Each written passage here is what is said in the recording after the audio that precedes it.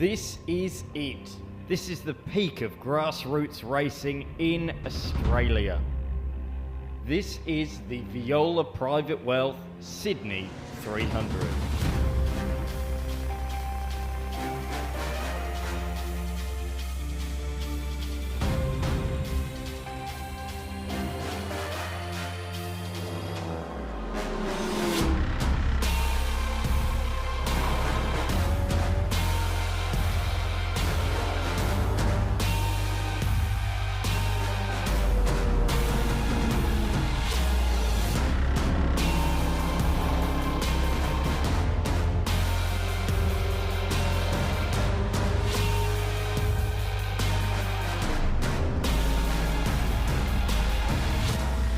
One small error and it can all end in disaster. 300 kilometers, 77 laps. It's always a race of attrition.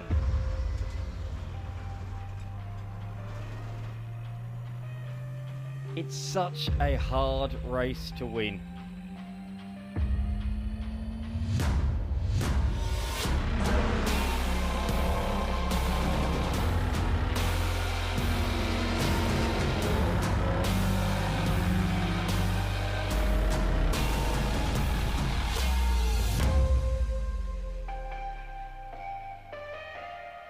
Down here with event director Terry Denovan from MRA. Terry, it's been an amazing Viola Private Wealth Sydney 300 as part of round 3 of the MRA Championship.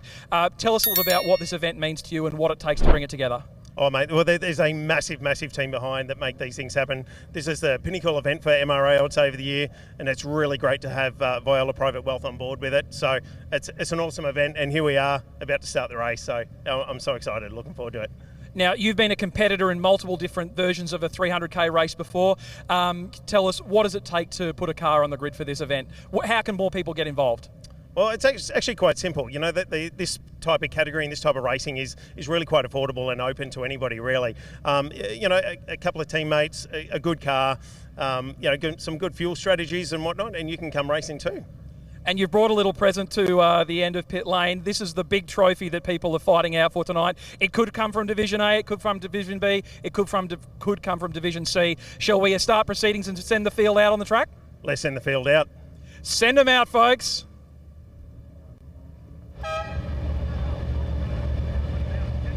There you go, the man in charge, Terry Denovan, gets the privilege of waving the cars away to start this one. He does so much work, does Terry. This is the flagship of the MRA calendar, this race, and we can see that is what they are all competing for. Over 140 competitors in the race this year, and we're looking forward to seeing who's going to come out on top in the end of this one. It's going to be around about 2.5 hours in length. That's about the average time to do the 300k race. We're expecting quite a few safety cars throughout the race distance, particularly because of how many cars we have, but also as well because of the amount of cars we have, but also the potential inclement weather as well. As we saw in the XLs, even just off the line, the track is filthy dirty and very challenging. As the cars continue to head out, and will be doing so for quite some time. A whole host of Mazda MX-5, the most popular car in the race this year. We've got Evos, we've got good old-fashioned Aussie muscle, we've got a couple of Holden Commodores as well, and then we've got some hatchbacks, Scirocco's, Golfs. There's a little Fiesta look as well, and then we've got the best that Germany has to offer. There really is something for everybody, and prizes, as we say, to be won in every division. Every division, top 3 will get a prize, so $1,000 on the line for our Division A winners. I'm Dan McCarthy, and he's made his way from the pits after interviewing our Hyundai XL winner down there in the lane, Lockie Mansell. This is going to be a classic Sydney 300. It always is, Dan, and super excited to be back in the commentary box for another edition of a 300-kilometre endurance race. There's what they'll all be fighting for at the end of the night. The big outright champion trophy. Now, a few things to cover off, starting with the weather. because I think I've jinxed it by saying a bit earlier on that I didn't think we were going to get any rain tonight. I might jinx it again because I'm going to say that I don't think we'll actually get any rain during the race. We had that shower during the Hyundai XLs, which ended up being quite a brief shower. Just having a look at the weather radar at the moment, around Sydney, there's a fair bit of rain activity to the northwest of us, just coming over the Blue Mountains and also around Richmond and Windsor up towards Glenorrhea. But around the area where we are, which is sort of just north of Horsley Park, or between Horsley Park and Parramatta, not a lot of weather activity, and there's nothing immediately to the west of us. So I think we might be okay. If we're not, if we do get rain, everybody can feel free to blame me afterwards. 100%. We all heard it here. Lockie Mensah will be the man to blame as we see the cars rolling out onto the circuit. A couple of E-Division Mazdas. So these are the Division E cars towards the tail of the field. Notable addition this year is the Maserati. And there we can see the Sydney 300 trophy. There's the Thornton and Titani Toyota 86. Lockie, the cars just keep on coming through. It's a massive field. There is one of the last cars to leave pit lane, the Brad and Will Harris Commodore, which they actually had to change a tail shaft after qualifying with that car. They had a tail shaft problem, but fortunately they've been able to get that changed and get out to start the race. You were talking about safety cars as well before, Dan. Every Sydney 300 since 2019 has had either 2 or 7 safety cars. The average is 4, but we've never actually had a race with 4 safety cars. And we've got an issue for one of the Toyota 86s. That's the 711 car. That's the Stinson and Shields car. They ran out of fuel at the end of practice. They were trying to see just how lean they could get it. But that looks a little bit more significant than that. So, one of the unique characteristics of those 300-kilometre races is the time-based division structure. The Viola Private Wealth Sydney 300 is a grassroots racing enduro open to a wide variety of vehicles. Throughout the race, we will often refer to class divisions. But what does it all mean, and how will it affect the race? Well, there are 5 divisions within the Sydney 300, from Division A all the way down to Division E. Each division has a mandated fastest lap time. 1 minute 38 for Division A, 1 minute 42 in B, 1 minute 46 in C, 1 minute 50 in D, and 1 minute 54 in Division E. If you break out of your division on more than 2 occasions at any stage during the weekend, you'll automatically be moved into the division above. If a Class A car does the same thing, setting a time faster than 1 minute 38 more than 2 times during the weekend, they will be excluded from the entire race meeting.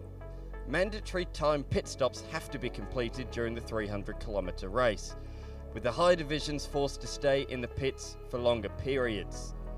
Division A must complete 2 5-minute pit stops. Division B must complete a 5-minute pit stop and a 2.5-minute pit stop, while all other divisions only need to serve a solitary 5-minute stop. The compulsory pit stop window opens when the leader crosses the line to commence lap number 10 and closes when the leader starts lap 70. Notably, the compulsory pit stops can be completed under safety car periods, and a 5-lap penalty will be handed to any car that does not complete the mandatory stop or stops correctly within this window. Strategy will play a factor in this race and means that a Division B or even C class car can take victory outright in the Sydney 300.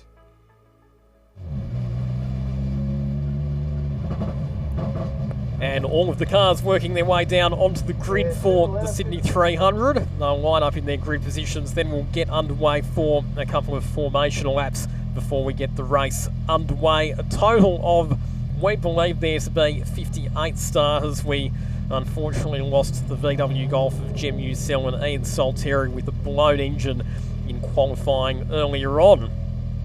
So a few other things to talk about, and very nicely explained there by Dan McCarthy as to how the compulsory pit stop system works, with the cars in the faster divisions having to spend some extra time in pit lane over the course of the race. You are allowed to pit under safety car conditions. The pit window opens on lap 10 and closes on lap 70. Now, Todd Herring teaming up with his son Jet Herring tonight. He's aiming for a bit of history because at the moment he's the equal most successful driver in the history of the 300s at every circuit. He and Nathan Jess both have 5 wins in 300k races across the Winton, Queensland Raceway, Wakefield Park and Sydney Motorsport Park circuits, but nobody has ever won more than 3 300s at a single circuit. So Todd Herring, if he could take Sydney 300 win at number 4 tonight, would make a bit of history in that department. Field looking resplendent in behind the Hyundai Ioniq 5 safety car. We're still waiting for our second place car to line up on the grid at the moment, so that would be the Charlie Curry and Josh Buchan car, and I'm a bit concerned about that because we saw that late in qualifying that car had a problem and was very, very slow at the end of that session, so I wonder if that car is actually going to make the start of this race. I'm looking, there's only 2 more cars to come through, the Thornton Totani car and the Harrison Harris Commodore, so I think that we could have an early race absentee here. That is a big news story before the race has started.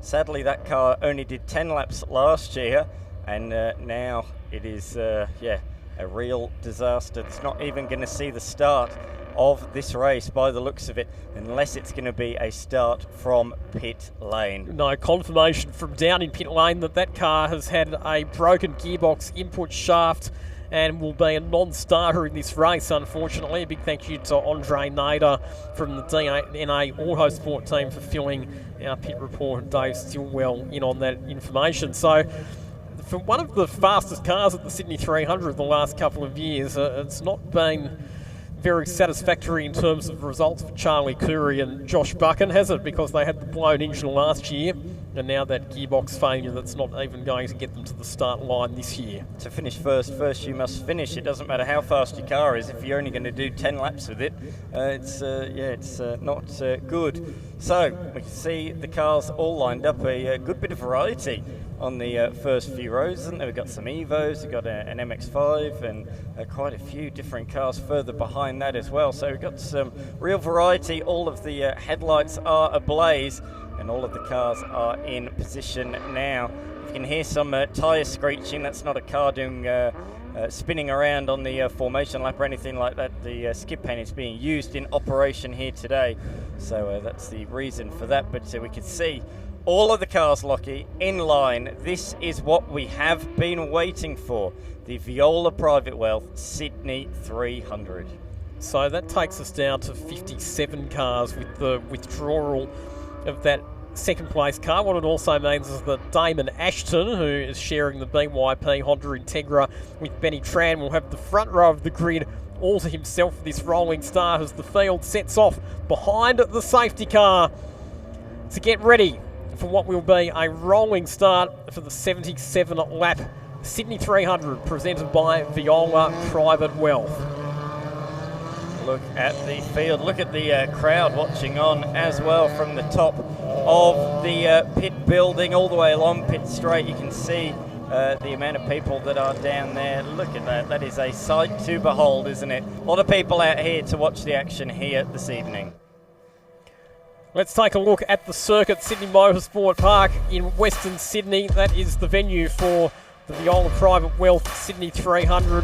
A total of 11 corners on the racetrack and key overtaking opportunities at turn 2, turn number 6, turn number 8. The hairpin is a good spot, and also if you can get a good run out of the final corner as well. 3.93 Ks and the race record set by Todd Herring, 2 hours and 25 minutes. That was set back in 2021. Plenty of action zones around this circuit. Turn number 2, the hard stop for the left-hand hairpin. Turn number 6, as I mentioned, another key overtaking opportunity.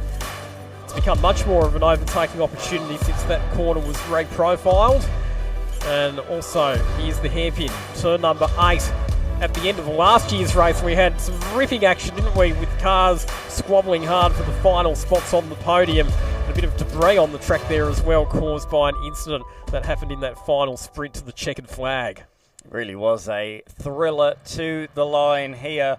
Last year, after a late race safety car, we were set for a pretty interesting one, and then it got turned on its head in the closing stages. So we will have Ashton start from pole position and a vacant spot alongside of him.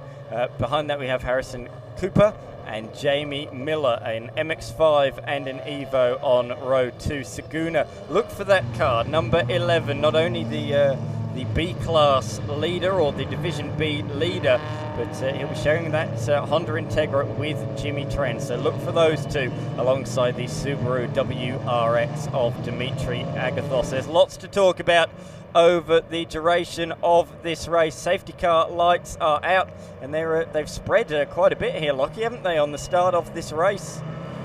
They sure have. So lights are out on the safety car. I'm a bit interested that the field isn't making a little bit more of an effort to get themselves in double file formation.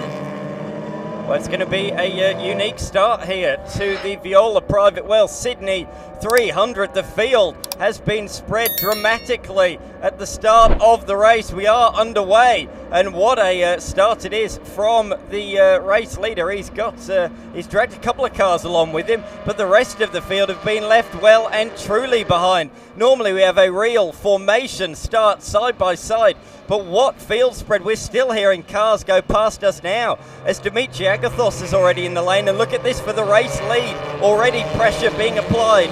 Cooper on the tail of Ashton around turns 2 and 3. And they're already pulling away from the Evo, but look at this, Lockie. The cars are still only just coming across the line. Yeah, I'm amazed that they didn't do a better job of bunching up a bit more tightly for the start there, because it's a huge spread of cars. So much so that it's actually caused a bit of a timing error at the front of the field, with the Brendan Scott car being scored in position number 1 at the moment. Our ever hard-working timing officials will have to correct that one. Damon Ashton, your race leader. Look at these battles a bit further back in the pack with some of the BMW E36s, and we've already had a lead change as Harrison Cooper relieves Damon Ashton of position number 1 on the racetrack. So it's Cooper followed by Ashton.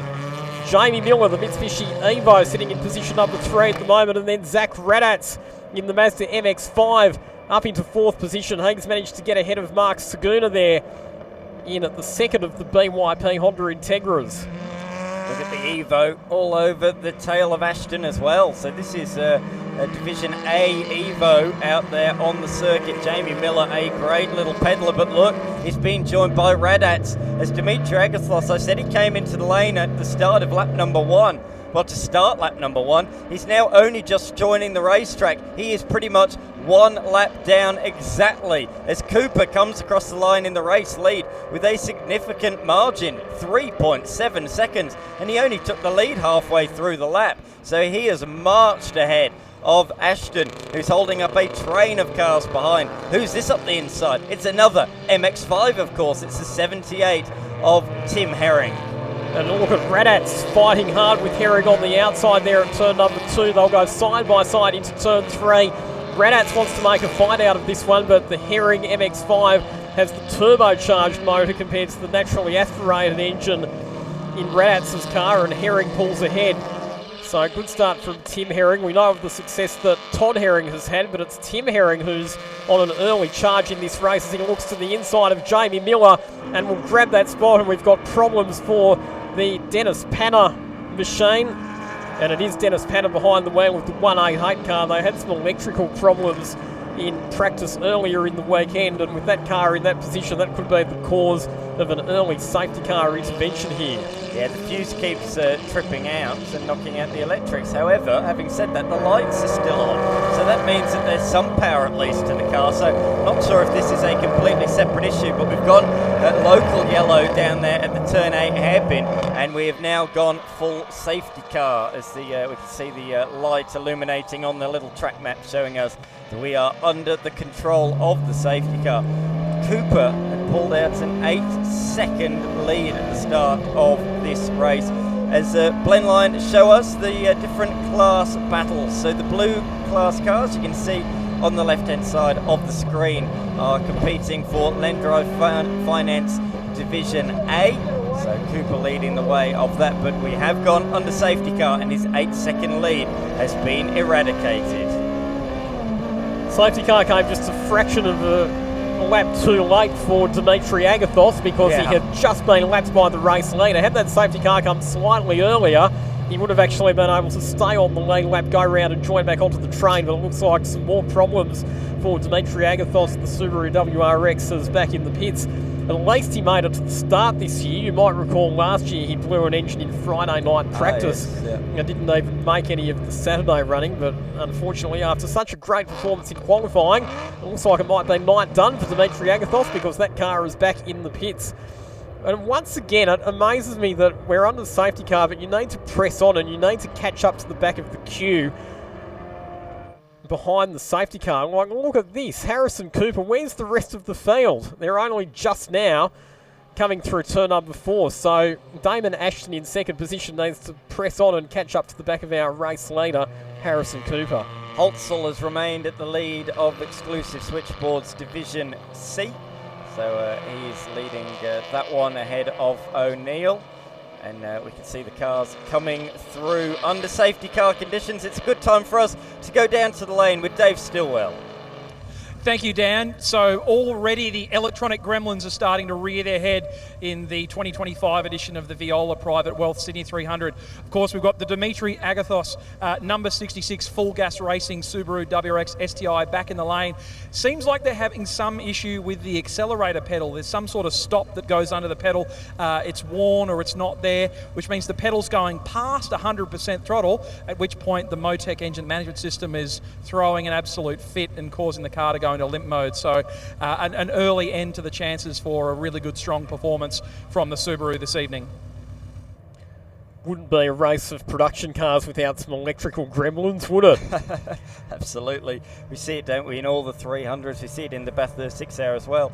Generally, though, a lot of them can be solved with a Control-Alt-Delete, and then they're back going again, and we can see another car in the lane. That's the 74 with the 2 Harrises driving that one. And we know that they had a tail shaft problem in qualifying, so I'm wondering if it's a reoccurrence of that issue or if it's some other problem.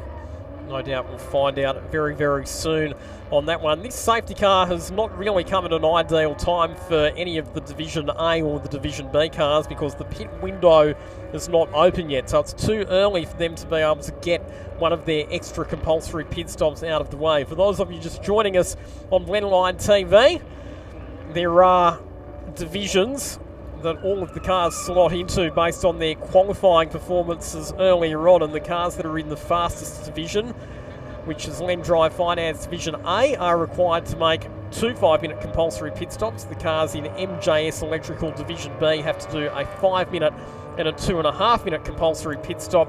Cars in the other 3 divisions only have to make the single 5-minute compulsory pit stop.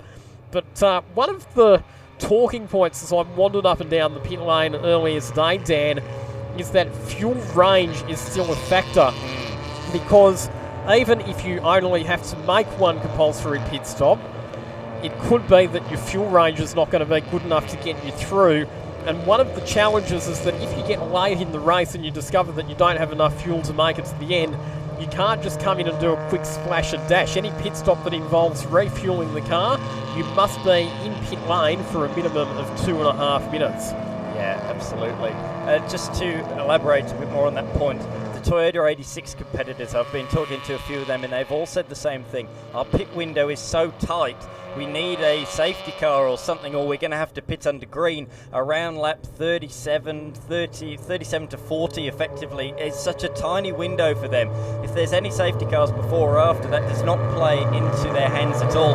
And they even need multiple safety cars to even make it on 1 stop. So this is good news for them in one sense, but they need a safety car at the right time midway through this event as well. And that's where a bit of fuel saving might come into it, because even if you have to drive a second slower on the track to save some fuel, it's still going to be better off than an extra 2.5 minutes in pit lane to do an extra fuel stop. And you are right, because depending on where safety cars fall, fuel range could be important. If a safety car comes out at, say, lap 33, you need to know whether you can make your final pit stop at that point and then get home. So lots of calculations will be going on up and down pit lane as the teams work to their fuel numbers, and will have fuel range parameters in mind. Let's look at the order and let's talk about some of the movers and shakers, because there's been a few already. So Cooper is at the head of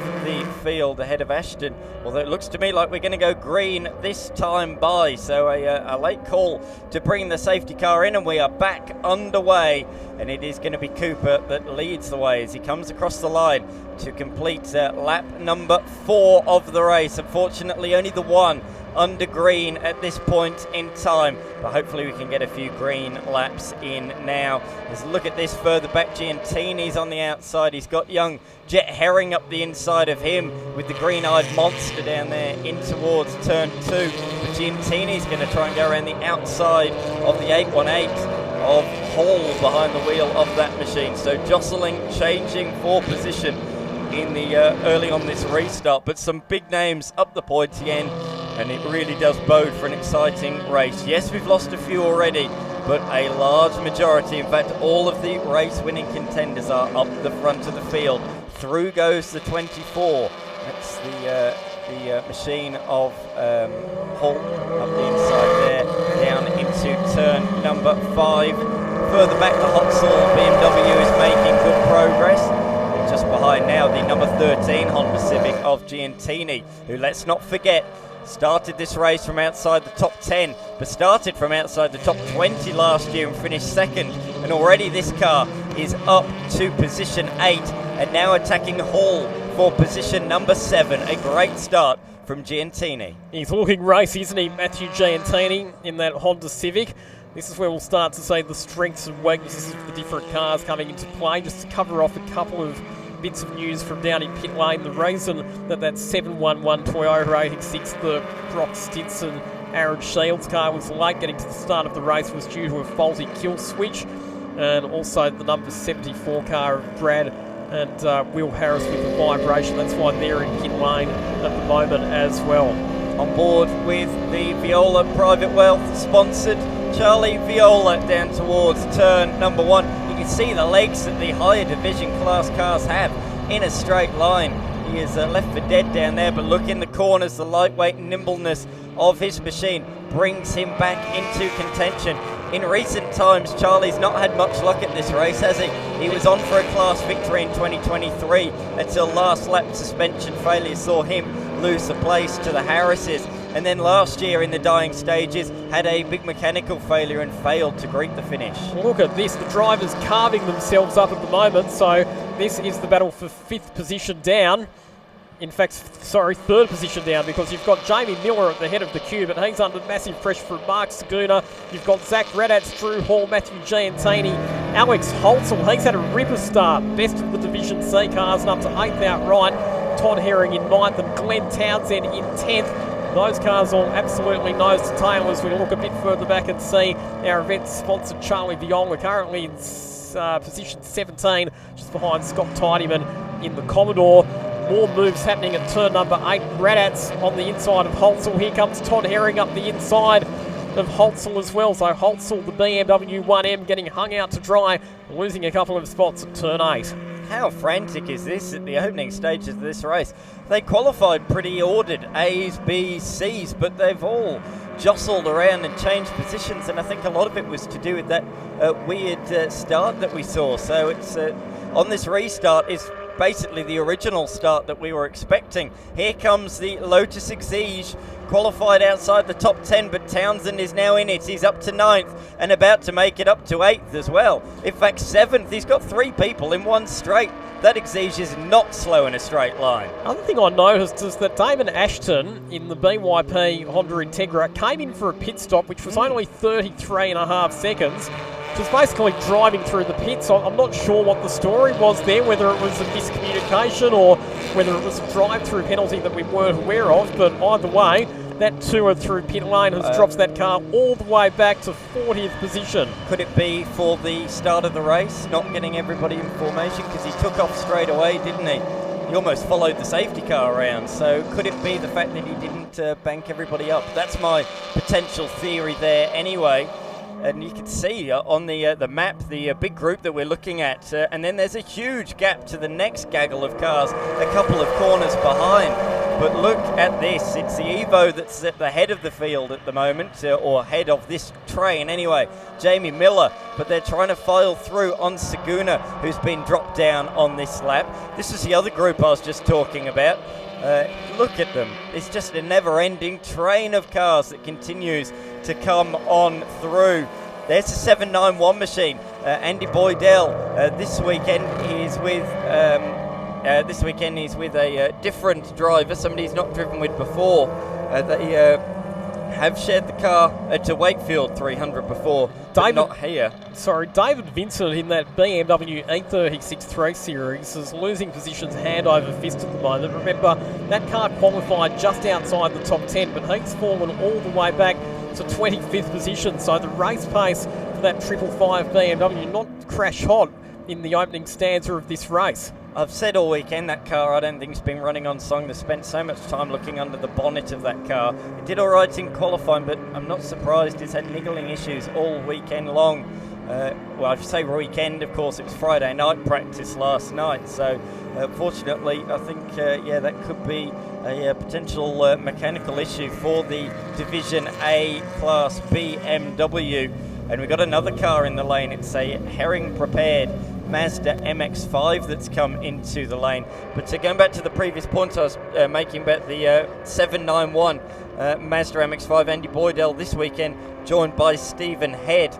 So look out for them. They always stay out of trouble, or Boydell does in the 791, stays out of trouble early on, and they always emerge towards the pointy end late on in these 300k races. As we go 3 wide nearly down into turn 2, the Lexus is just about at the head of that.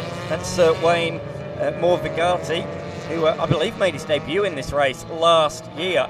Not just in this race, but racing debut in the Sydney 300 last year. So threw himself right into the deep end.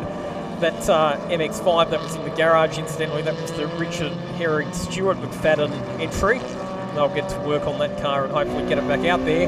Harrison Cooper, fastest lap of the race for our race leader, 1:40.0, and he is driving away from the field. His lead's out to almost 17 seconds after just 8 laps, so Harrison Cooper is absolutely flying at the head of the race. Tim Herring second. Drew Hall now up to third, so Drew Hall has made the move on Jamie Miller. And it's Glenn Townsend, Mark Schooner, Matthew Giantini, Zach Radatz, Todd Herring and Alex Holtzel completing your outright top 10 as we work lap number 9. 3 wide down into turn 1. Who's going to yield? I think it's going to be the 117 machine, the 111 of LeBrock slots right in. Actually, it's Elliott behind the wheel at the moment. They're just behind Kit. And there's the Parna car. It's back out on the racetrack and not running too flat, unfortunately, as Kiss goes in a bit deep in the Evo. Opens the door for the Commodore, but it cannot be filled. This is frenetic in the mid-pack, isn't it? You can't catch a break back there at the moment. The race leader out in front, 19 seconds down the road. I am reading that correctly, aren't I, Cooper? 19 seconds in the race lead at the moment, and just gone purple in Sector 1. He's got the part of the track all to himself.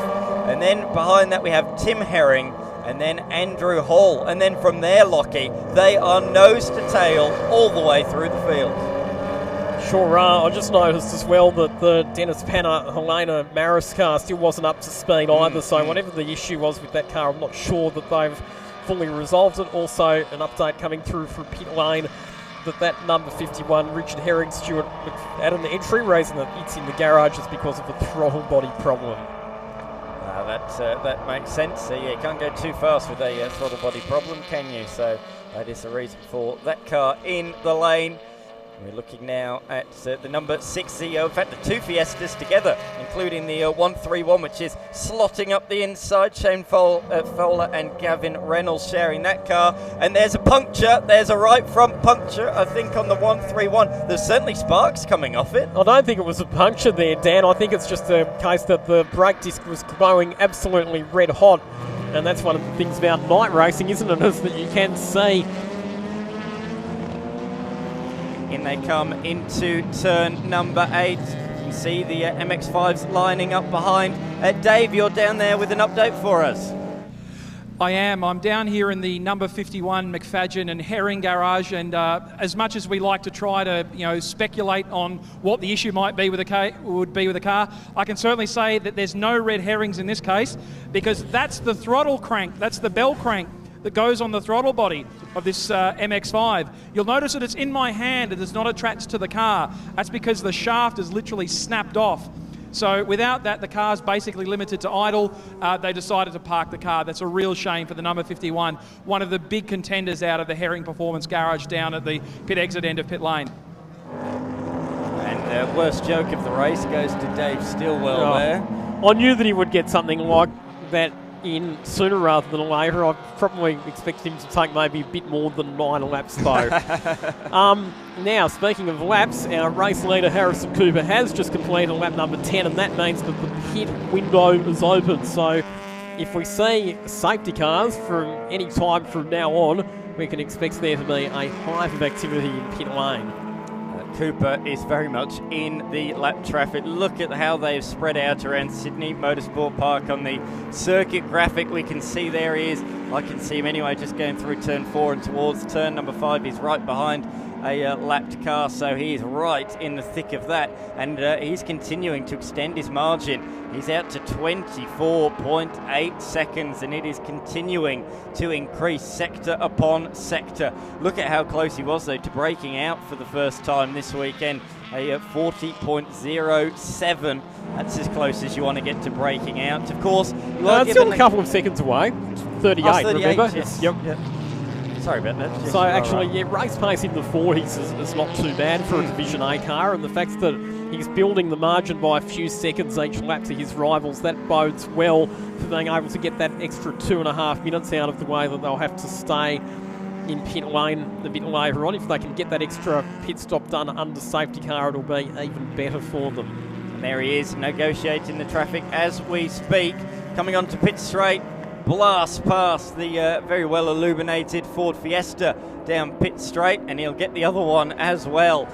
Gazumped in one big gulp, and I can see the first compulsory pit stop is being made just to the right hand side of the screen. And further forward though, the cars continue down into turn 1. The Lexus, the 152 machine of Vigali, just trying to overtake the Fiesta down into turn 2 now. His bonnet came up early in practice yesterday, almost entirely. The one pin, it was literally held on by just a solitary pin and was blowing in the breeze. Oh no, an issue for the i30N. It's a bit of a systems reset, trying to get the car refired, reversing lights on. This is not good for the Agar as we look at a replay. Down at turn number 2, this is the Thornton car up the inside, slides on by. A nice pass down there, but yeah, not sure. Oh, he has got it refired. That's the 787 machine of Nicholas Agar alongside former Winton 300 winner Jason Walsh this weekend. So Nicholas Agar jumping from the division-winning car from last year, the Veloster, now in the i30N sedan. His brother, Simon Agar, who he won the division with last year, has remained in the Veloster, and his co-driver Hayden Crosland is currently leading that division. So the Veloster at the head of the field out there at the moment. In Division E, and Lockie, you said about the 555 running slowly, it's being overtaken by Fiestas and MX-5s, Division D MX-5s, and all sorts of different cars. So that 555 in A division car is plummeting down the order. All the way back to position number 33 after starting 12th on the grid. Also, drivers for the number 55 car Mark Jennings and Chris Sutton, the Mitsubishi Evo 10. Suspected turbo boost problem with that car, and the news from pit lane as they've elected to park that up for the night because they don't want to do any more damage to it. Also noticed that the 173 Lotus Exige, Glenn Townsend, remember that car was running in the top 10. Oh, yeah. It's down in the pits at the moment, but it had only completed 9 laps, so by my calculations, the pit window wasn't open when that car came into the pit, so I can only imagine that it's an unscheduled pit stop for that car. Yeah, their argument will be it's the commencement. The leader commences lap 11. Is that correct? We'll have a look through the regulations to find the exact wording of that. But out there on the race circuit, lots and lots of blue flags waving as the marshals. When the race leader crosses the start line to commence lap 10, so they might be able to get away with that. They might get away with it, but that just depends on what their strategy is. We'll know very soon because we know that they have to do a 5-minute and a 2.5-minute stop. If they're in the pit lane much longer than 5 minutes, then we will know that it's most likely an unscheduled stop, as we see that the 555 Dave Vincent, Max Gagan BMW E36, which lost all of those positions, is now in pit lane as well. It's been a rotten day for Max Gagan. He was set to do 2 Enduros in the Hyundais and the 300, and he's not turned a single racing lap. Actually, it's been a pretty rotten couple of weekends for Max Gagan, because if you think back to last weekend in the Dunlop Super 2 Series down in Tasmania, he was an innocent victim in a crash that caught up, of all people, his teammate Job Stewart as well. So 2 of the Image Racing Commodores sustaining pretty significant damage down in Tassie. That was last weekend. We'll turn our attention back to what's happening right now. And Zach Radat's in car number 2, currently in 7th position, just working his way through some of the laps traffic at turn 8. I'm not sure the rear end of that Evo looked too good there on the 24 machine. Oh, we got a fire underneath the bonnet of the number 33 machine. Ashton Dial, and that's one of the very early Generation 1 Mitsubishi Evos. With that car in that position, I wouldn't be surprised if that triggers another safety car. Oh, for sure. There's definitely a little bit of flame or ignition of something underneath the car anyway. And he has brought that car to a rest on pit straight. But this could change the race, because a few cars, Lockie, we've seen have come into the lane under green flag. And if there is a safety car, I'm sure everybody else will be in, and that could potentially murder them. But that car is not moving out there at the moment. The number 33 machine, as we look inside the engine bay of yet another machine. It's a 555. What a race of attrition already, Lockie. We have lost multiple contenders from multiple divisions, and this is probably the biggest story yet, the 555. Been a tough weekend for them so far, and the safety car has been called. So our second safety car intervention of the Sydney 300. The pit window is open, so this is where the strategic manoeuvring will start to play out. Absolutely, we're going to see who is going to come in the lane. There have been a few that have made that compulsory pit stop. Townsend, you said, is it a compulsory pit stop, or is there a problem? The Lotus has been in the lane for 7.5 minutes, so I think that answers the question there. They had mechanical issues here last year. They're running well at the Winton 300 until the final few laps when the wheel departed company with the Lotus Exige, and this one looks like it may very well have run its course already early in the evening here at Sydney Motorsport Park. But yeah, one of the key notable names in the lane is that 555 machine. And Dave, I believe you're down there with one of the drivers. I am, as the sounds of a BMW straight 6-cylinder engine undergoing rapid diagnosis goes on in the background. I'm here with a fellow third-generation motorsport alumni in Maxi Gagan. Max, is this your first 300k endurance race? No, we were here last year. Dave and I actually ended up on the podium. We broke out in qualifying to join Group A, and actually helped us a little bit. Actually, we had some issues last year, and it's starting to plague us a little bit now. So you've had plenty of experience in another couple of different categories. Tell us, how does the experience at a 300 compare to some of the other stuff you've done? Oh, mate, the 300's awesome. Like, it's been really good for me to be able to go do this racing, but also jump into GT4, where there is a bit of a mix of pace through the category, and you have all different classes. So to be able to be in such a fast car like Dave's BMW and be able to sort of dice through the pack. It's something you don't really get much, I guess, experience at doing. So it's good for me to be able to come here and learn and enjoy the event and endurance racing. Who doesn't love enduros? Well, again, you've got a box seat in the house if providing this gets back underway. We're in a safety car window while the CPS window opens. You've got a box seat for one of the greatest spectacles in grassroots endurance racing. All the best for the rest of the night. Cheers. Thank you. Thank you, Dave. Dave Stillwell bringing us some updates from Max Gagan. It's been a tough couple of weekends for him now. Hearing as well from pit lane that the 173 Lotus, the Glenn Townsend, Aaron Wemmer's car, no fuel pressure, so that explains why that car is stuck in pit lane at the moment.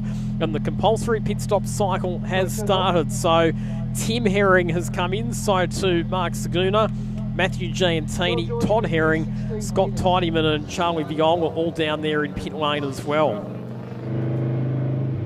So taking the opportunity under this safety car to clear one of their compulsory pit stops. Now, with the Division B cars, keep in mind that they have to do a 5-minute pit stop and a 2.5-minute pit stop. So the decision they have to make is which one do they choose to do now? The 2.5-minute or the 5-minute, as our race leader, Harrison Cooper, heads pit side as well. Yep, same question is going to be posed. Well, I assume it's going to be a 5-minute because it's Group A, sorry, for Cooper. So 5-minute stop will be made. Not a bad time to complete it actually at this stage of the race, and he's going to be followed by a few others as well. Radats in the number 2 MX5 follows in suit as a few remain out. Drew Hall, Jamie Miller, Andrew Holtzel, they have remained on the circuit, but a few of the A and B class cars have come into the lane for their first 5-minute compulsory pit stop. Of course, it's very, very beneficial to do it in under safety car conditions as opposed to under green flag conditions. Gain a lot of time as the slick tyres go on, and we are changing onto slick rubber, I can see there. So the groove tyres came off and the slick tyres have gone on. So were they maybe predicting a bit of early race rain potentially, Lockie? Well, they probably just took a precautionary option of starting on treaded tyres because we did have that shower of rain during the XLs that made the circuit a bit damp, but it's completely dry now. And I think that probably explains why the pace from Todd Herring has not maybe been quite as strong as we might have expected in the early stages of this race, but they'll get some slicks on it now, and I think we can probably expect that car to charge forward once this race resumes. So that now leaves Drew Hall in the lead of the race, ahead of Jamie Miller, Alex Holtzel, Graham Elliott and Tim Columbreta, the top 5. But we see it every year in the Sydney 300. You get this divergence of strategies early in the race, and once the pit stop shuffle starts, it actually takes quite a long time for the field to cleanse itself and for us to have a clear idea of whose strategy is going to work, because I'm sure there'll be more safety car interventions and, you know, a lot more strategic variation to play out throughout the rest of the night. This seems very frantic down there. A lot of arm waving, a lot of shouting. It's not a cool, calm and collective pit stop down there in the Herring camp, that is for sure. Well, the reason they're stressed is because they need to get the car out of pit lane before the safety car comes around again, or they're going to lose another lap. So that's why there's the stress at the moment. And just having a look, the problem that they've got is their pit time. So remember, if they're having a rapid debate about what length of pit stop they do. Yeah, I mean, they've been in the pits now for 4 minutes and 20 seconds. If I was them, I'd probably wait and clear the 5-minute pit stop now, because that'll save them a bit of pain later on. Yes, they've gone down a lap, but they've done the big stop. That's the important thing. If they go out now in the next 30 seconds, they'll be fine. They've done their 5-minute pit stop. They'll only have 2.5 minutes to go in the remainder of the race. So I think you've gone down a lap, but you might as well take the pain now. There is a long way still to go in this motor race, and we, as you can see, are back underway at least with 50 laps to go. This first 17 laps have absolutely flown by. And these guys are waiting at the end of pit lane. They can't go back out on the track. They're waiting for the green light to go at the end of pit lane, which it now has done. So they are now able to rejoin the racetrack safely at the tail of the queue. But look at them. They are streamed out around the racetrack already. We can see with the circuit map in the top right-hand side of the screen. But out in front, a Class B car electing to stay out there, and there it is, the race leader of Drew Hall, leading the way at the moment, ahead of the yellow and orange Evo with Jamie Miller behind the wheel. We've seen that car on several occasions, and there it is up the inside of the Division E, leading Hyundai Veloster. This is the 81 car. That's effectively down a lap. So it appears to me, Lockie, that they picked up the original leader, but then the leader pitted. Correct. And as a result, we have a lot of lapped cars at the front of this group. So the train is led by a bunch of lap cars that are effectively an entire lap down. So that throws another curveball into an already quite convoluted strategy. Correct. So the car that ended up being at the head of the queue was actually the James Hay, Paul Ansell VW Sirocco, which is in 12th position. And a lot of these cars are now going to have to fight to try and stay on the lead lap, which they'll find it hard to do because Drew Hall will just have pace over them, plain and simple. So officially at the moment there are still 20 cars left on the lead lap, but that will change quite quickly as Drew Hall rounds up some of those slower cars. So Cooper has just gone out now. There he is, just exiting the lane. That's what I was keeping my eye on timing.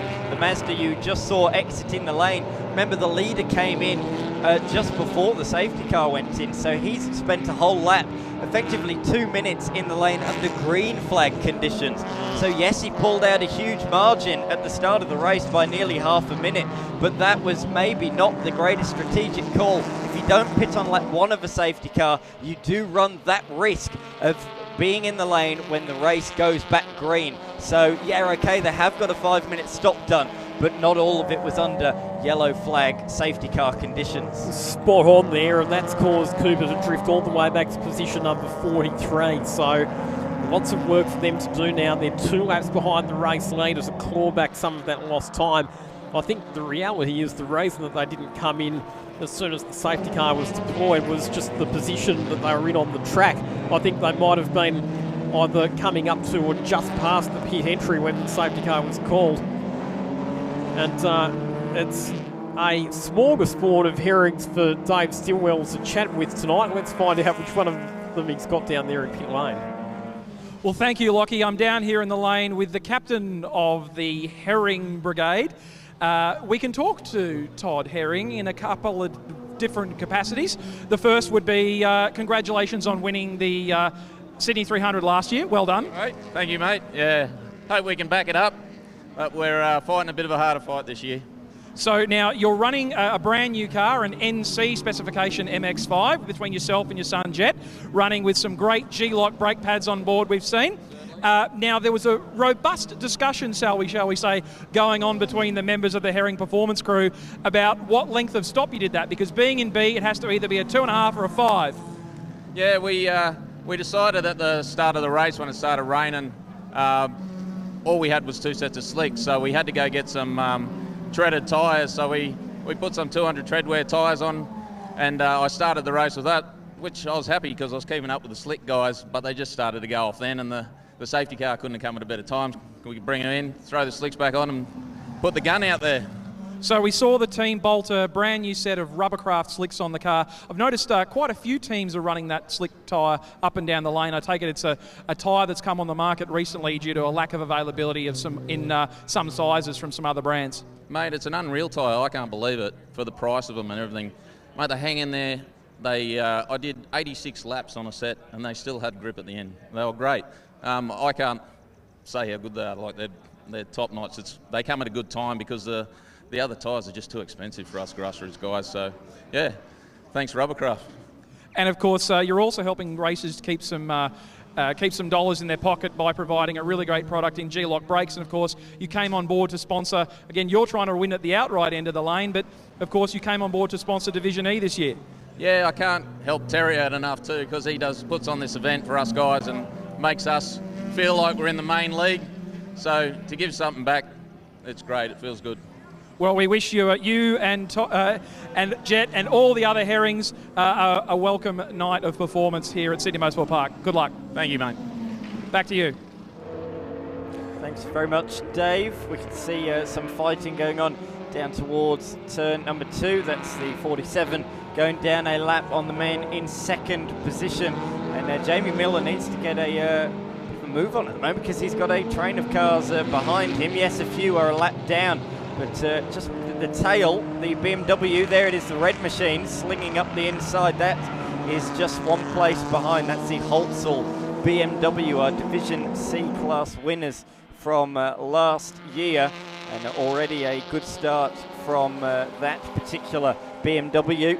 And in third, once again, the 111 elected not to pit as well under safety car. In fact, all of the ones really towards the pointy end of the field. The top 10 electing yet to pit. There's only one outlier in the top 23 at the moment, and that's the number 81 of Ashton. That was the race leader, particularly early on, our pole sitter, who came in and did that 30-second penalty. So, yeah, I say it's a pit stop, but it wasn't. That was a penalty with no pit stop yet to be served. The first pit stopper is Todd Herring's car. Tim Herring. Oh, Tim Herring, yes, in position number 24. Yeah, just ahead of Matthew Giantini, so 0.7 of a second separating those two cars, which are currently in 24th and 25th positions outright. We're also hearing from race control that the number 47 Honda Civic of Adam Foster and Patrick Navratil is under investigation for no working brake lights, which will become something that's fairly easy to spot given that we're doing a night race this evening. Now here is our race leader Drew Hall, just rounding up the Paul Ansell James Hay VW Sirocco, so that car now goes a lap down, which leaves 11 cars officially on the lead lap at this stage. Graham Elliott and Nathan LeBrock pit out of position 7 in the number 111 VE Commodore. That's an odd time to pit, and there's a couple doing it because we've only just gone back to green flag conditions, and it's not really at the midway stage of the race. Elliott does have to do 2 pit stops in Division B, but a couple of others further back don't. They just need to do the solitary one, so I'm surprised that they haven't waited for another caution, or at least to get to the halfway distance. So Elliott has come in under green flag conditions, and this is another one, the 47 of Navaratali, as he heads back out onto the circuit. And that's a really short stop. He's only been in the lane for under a minute, so I'm very surprised that's heading down the lane. I think that would be trying to resolve that issue with the brake lights. So it could have been that it was just a fairly quick and easy fix, and they've got it resolved and they're sending him back out there. But again, we sort of said it last year, and I'll say it again, if you've come in to do a pit stop, is it just better off staying in at that point in time? Because by the time it goes back out, a minute and a half, 2 minutes will be done. I'd have thought that they'd have kept it in the lane for its full 5-minute service. And then at least you've ticked off your compulsory pit stop box. Yes, yep. Yeah. You read it the same as I do. The only thing I could think of is their fuel range. They might not be able to get to the end of the race from this point, and our race leader is in as well. So Drew Hall pitting under green, and we've got a problem for the 131 Ford Fiesta. The Shane Fowler car has stopped on the side of the racetrack. This could be another safety car, and if it is, then it'd be perfect timing for Drew Hall, given that he's just come into the pits. Absolutely, but is there some issue? Yeah, the front left is pointing at a 45-degree angle. Yep. Exactly right. Has he made contact with somebody, or is there just been a failure?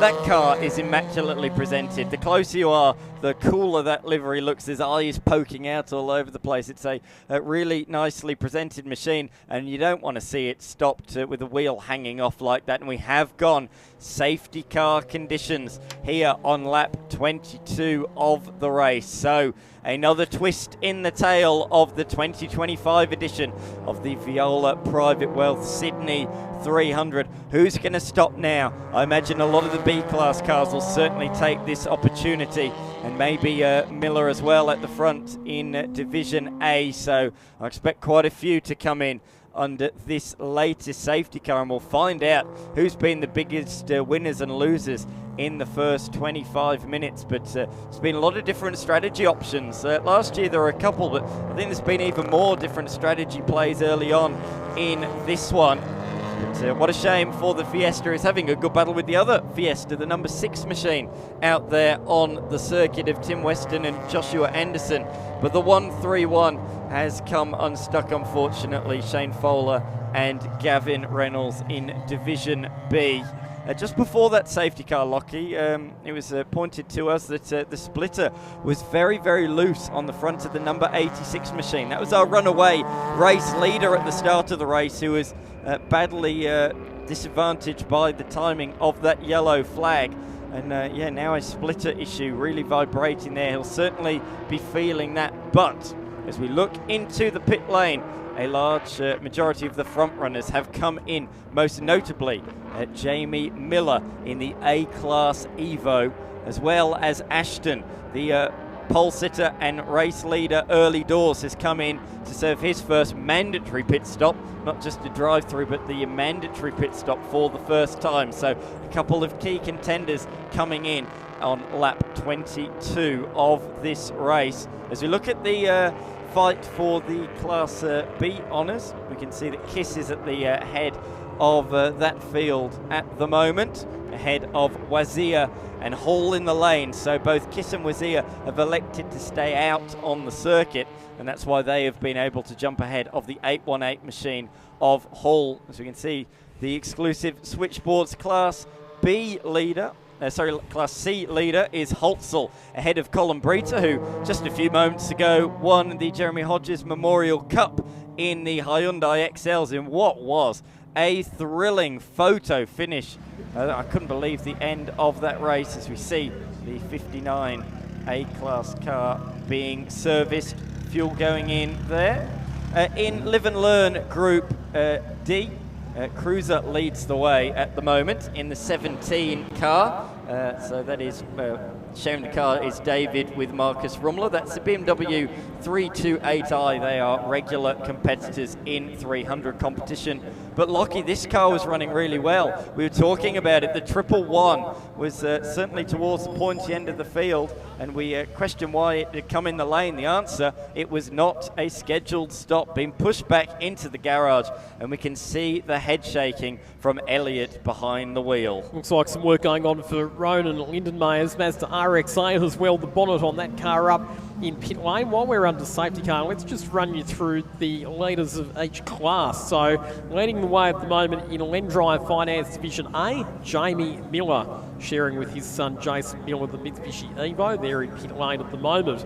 In MJS Electrical Division B, Matthew Kiss, by virtue of staying out under this safety car, has taken over the lead in that class. In exclusive switchboards Division C, it's Alex Holtzel who leads the way. He's also first out right at the moment. Division D, presented by Live and Learn Group, David Cruiser, as you mentioned there, the BMW E36 that he's sharing with Marcus Rumler leads the way there. And in G-Lock Brakes Australia Division E, Hayden Crosland, the little Hyundai Veloster, leading the way there. Yeah, that's the car that won this one last year, just ahead of the 61 machine now, nose to tail on the racetrack, and that's Martin Lyle at the wheel of the MX-5 that he's sharing with David Grice. So very much on in Division E at the moment. Of course, many of the Division D and E class cars not electing to stop. They say it a lot, don't they, in Formula One and in V8 supercars, the critical lap number. When you can pit and put your last drop of fuel in and make it to the end, make it home without having to come in again. And I don't think the Division D and E class cars are at that stage yet. They've got to go a bit further in the race before they make that critical lap number. Well, interestingly enough, Alex Holtzel has come in out of the outright lead. Now, he is a Division C runner, so that car only has to make the single 5-minute compulsory pit stop. We've still got 54 laps remaining in this race, so you would think that would be a big stretch on fuel, but maybe they're confident enough in the fuel range of that BMW that they believe that, yes, they can make it to the end of the race from this point. Well, yeah, if they've pitted, they must think that they are safe. A lot of the cars wouldn't be, but maybe that small little BMW that always punches above its weight is going to be in contention as a result. And to be honest, that is often why we do see it towards the pointy end in these 300k races. It's a fuel flexibility that does give them a bit, but I don't think we've ever seen it come in this early in the race at the end of lap number 23. You can see the fuel going into this machine. In fact, all of them at the moment that are in the lane, there's a good handful of cars in at the moment. including the number 79 MX5 that's taking on a little bit of juice, Lockie. So with Holtzel coming in, that hands the lead of the race to Tim Colabresa, who was sharing that BMW with Michael Osmond this weekend. We saw Tim Colabresa taking victory in the XL endurance race a bit earlier on, so could he end up with 2 endurance race victories in the space of one night? Well, it is a possibility. We saw that car ran very strongly in the race at Bathurst 6 Hour as well, where they finished second in Class A1 and just outside the top 10 outright.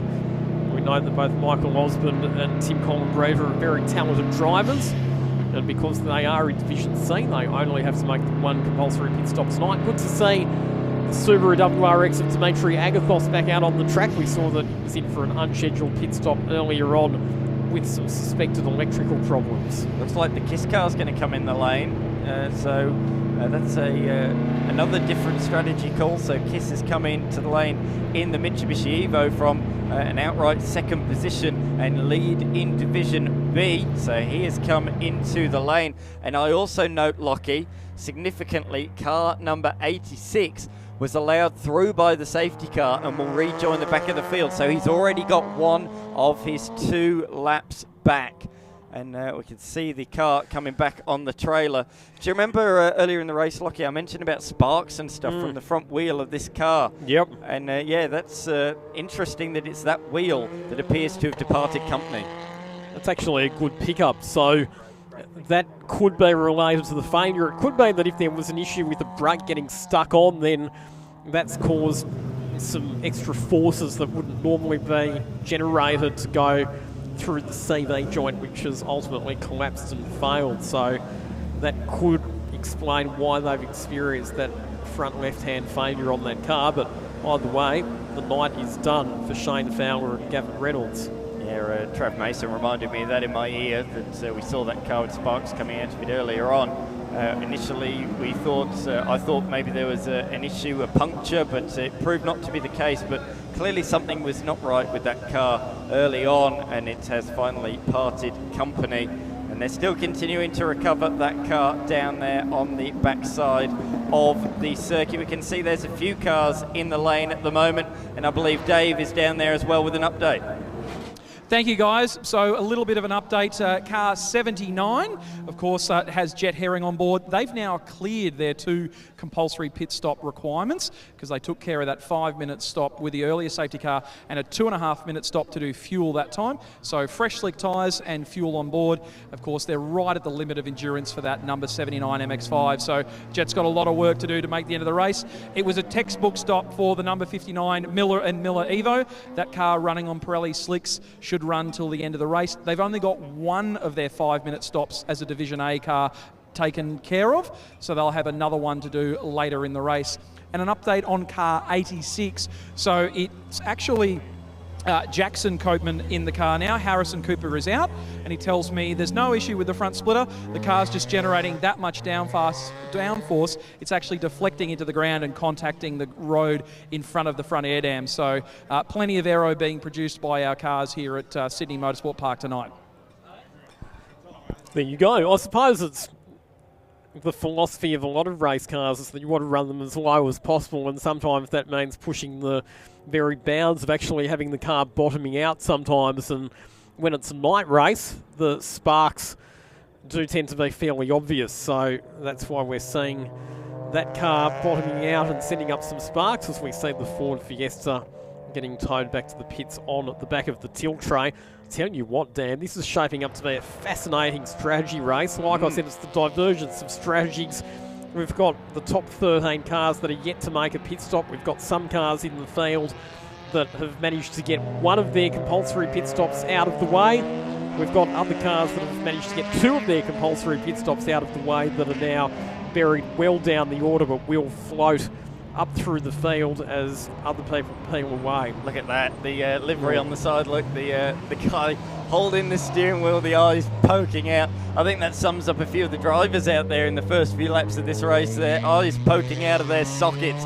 Can't believe what they're seeing Well, we saw cars 4, 5 wide further back through the field. It was fast and frenetic back there. But already we've had many deployments of the Hyundai Ioniq N safety car, and this is the latest iteration. On lap number 22 it came out, and it's been out there for several laps. But as we saw, notably, the car is on the back of the tilt tray, and then that means we won't be too far away from getting things back underway. Kiss pitted from second position outright in that Evo. 4 minutes and 30 or 4 minutes and 15 seconds in the lane. So all of that has been done so far under yellow flags. If we go green this lap, you might just emerge ahead of the leaders. It's going to be pretty tight, but I think it wasn't maybe a bad call in the end to get that pit stop in. So Benny Tran came back in as well, but he was only in the pits for 1 minute and 19.7 seconds, so that was an unscheduled stop for that car as well, which has now had 3 visits to pit lane, of which I believe only 1 has actually been a compulsory stop. Another 5-minute stop still to come for car number 81. Yeah, that's not good. That's already nearly 2 minutes of unscheduled pit stops. That's over a lap now. No matter what way you look at it, it's going to be a hard road back from here for our 2025 pole sitters. But I think we are set, Lockie, for a restart. No, lights are still on.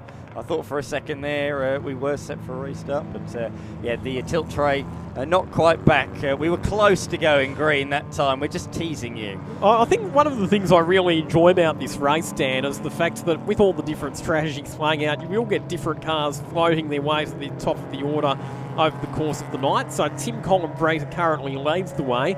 John O'Neill, that Porsche 944. Remember last year how by the end of the race they popped up in the top 10 and on the lane lap, and we sort of looked at each other and said, well, where did that car come from? Well, they've done it again. Right now they're sitting in second position outright. Zach Wazier currently in position 3. They're actually pretty well placed at the moment, but yet to do any of their compulsory pit stops. But they do have Tom Shaw to get on board that car a bit later on, and we know that he's very, very quick. So we see some more, looks like suspension work going on under the rear of the Commodore, I think it is, yes, down in pit lane. Yes, 111 Commodore. We just saw a shot, Lockie, while you were looking at the timing of the suspension component, that is, well, one way to put it is worse for wear. So that's the reason why that car has been forced into the pit lane. And here is another one on the back of the tilt tray. The reason for the Hyundai safety car, the 131 machine, the Class D Fiesta of Shane Fowler and Gavin Reynolds, their race coming to an end, and that's a real shame. As I say, I'd give it the award for the best presented car here this weekend. Look at that livery. That is a good-looking racing car.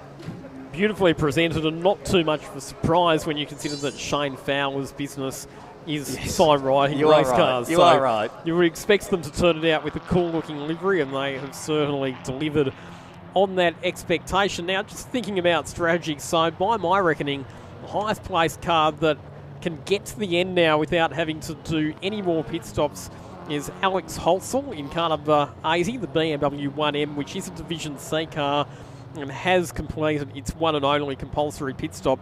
Question mark that I have over that car is, do they have the fuel range to get to the end from this point? If they do, they're probably in pretty good shape in that team. Well, the fact that we've gone 5 laps under safety car is only going to help the cause. The number 24 Evo did rejoin just ahead of the lead group, so he's currently chasing the train down. He's only lost a couple of laps, I think, or maybe even 1 lap under those safety car conditions. That's the KISS Evo, so that's a notable story as well, our former Division B leader. But Lockie, we are shaping up for a restart in this one. This race is absolutely flying by. We're already over a third of the way through this motor race, and the cars come around the final corner. Columbrater is leading the field ahead of O'Neill. O'Neill, a lot of cars back. There's at least 2 cars in between them, and the same as well for several cars further back. Wazier, look for the number 15 BMW, 3rd position on timing at the moment, certainly not in the queue, but look for the M model BMW, the number 15 car, to move forwards here on this restart. Oh, there's a bit of overlapping further back, Lockie. You cannot overlap or overtake before the restart line, the start and finish line, is the important line that dictates whether or not you are able to overtake. And there was a lot of overlapping further back, I thought. Dimitri Agathos very aggressive at that restart. He's looking to get back some of the laps that he lost in pit lane earlier with the electrical problem. But it's always one of the challenges at the restarts of these races, because you've got such a wide variety in speed between all of the different cars. It can be very, very tempting to pull out and pass a slower car at a safety car restart. But like you say, if you do that before you get to the start-finish line, you will be penalised. Tim Collin-Breezer, your race leader. John O'Neill second in the Porsche. Zach was here, Daniel Smith, Tony Virag. We haven't spoken about him much tonight, but Tony Virag and his son Liam Evans, by virtue of staying out of trouble and keeping it clean, they are now up inside the top 5 outright. The father and son-in-law team in their VE Commodore SSV red line. Look at that side by side. That was the number 3 machine slotting up the inside of Ian Joyce and Scott Tidyman, going side by side there with an MX-5, I think it was.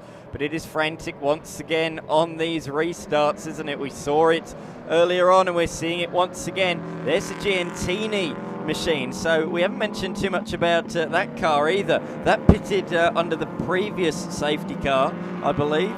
And yeah, that's running really nicely as well. So keep an eye on that Honda Civic as you see them running side by side on the pit straight. Dave, you got an update? I am. I'm down here with the driver who was unfortunate enough to be behind the wheel of the number 131 Shane Science Fiesta. Gavin, I know it's your birthday. You're meant to blow candles out, not blow the wheels off. It's been a real celebration today, but after only 20 or so laps, it's a bit disappointing to be here. So was there any warning, any vibration coming through the steering, or? Yeah, so when the car got loaded up coming through 4, I did feel it a little bit. And then when I turned across the curbs for 5, it's obviously just finished those wheel studs off. I mean, when you think about it, it is just a production car after all. The studs have probably been over-tightened a few times, and, you know, this is what happens. The lesson here, kids, is always be really careful to make sure your wheels are on tight, but not too tight. Again, always great to see a hugely well-presented car, well-turned-out driver, doing a really good job, such as yourself.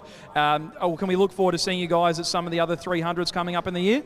Absolutely. Well, Shane and I are actually the defending Class D champions from a couple of years ago, so we were always talking about coming back and doing it, and here we are.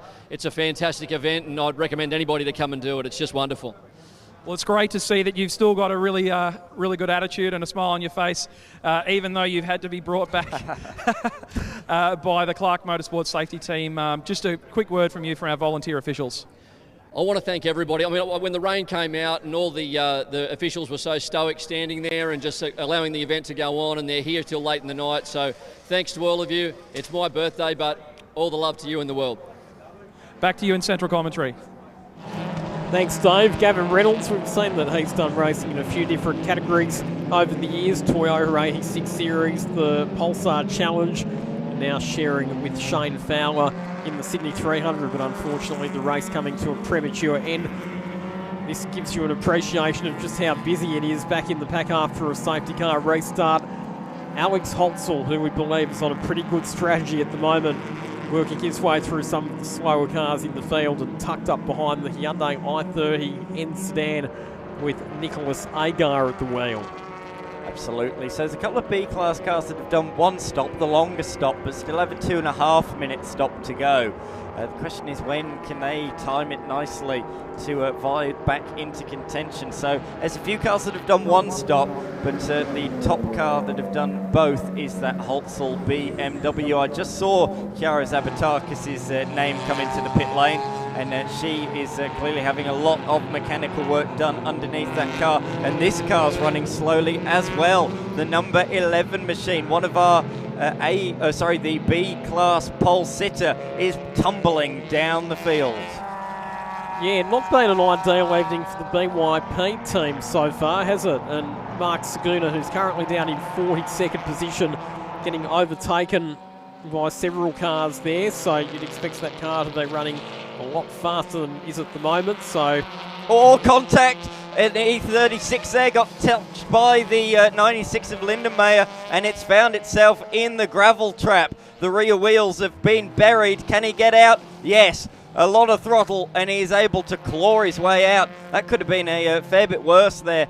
They were just passing the Saguna car, and they came together midway through the corner, so unsighted and made contact. But that's exactly what we were just talking about, Lockie. In the traffic, anything can happen, and that is exactly what we just saw at turn 6, negotiating this slow-moving machine. Two cars tangle in a completely separate incident. Here's a replay of it. They both go around the outside. The E36 thought he was clear of Saguna. He was. However, he was unaware that there was another blue car on his inside. The Mazda RX-8 of Lindenmayer, who last week was competing in RX-8 Cup, and they're doing a pretty good job as well, but this week finds himself sharing the car with all different sorts of cars. Good news is that he managed to get out of that gravel trap without losing too much time and without any significant damage, so should be able to continue on. The David Bailey Matthews car, and this car's looking a bit funny in the rear end. A big twitch there for the 86 Mazda MX-5, and it looks a bit dirty as well at the rear of the car, so I'm not sure if there's been some sort of off-track excursion. The splitter's bouncing about at the front, and it doesn't look stable at the rear. Yes, that car is incredibly fast, possibly the fastest of the race, but it is looking very, very uncomfortable to drive at the moment. It's certainly looking a little bit loose in the rear as well. As soon as he turns in, it's twitchy under brakes, and that caught my eye into turn number 3. A big, huge snap of oversteer midway through the corner, and nearly threw him off the racing circuit. But that splitter, let's put it this way, it's not getting any better out there, Lockie. No, however, that is still one of the fastest cars on the racetrack. Jackson Copeland currently at the wheel, and remember, they lost a whole lot of positions as a result of taking their 5-minute compulsory pit stop, but they've got a lot of those spots back. They're now up to 14th position.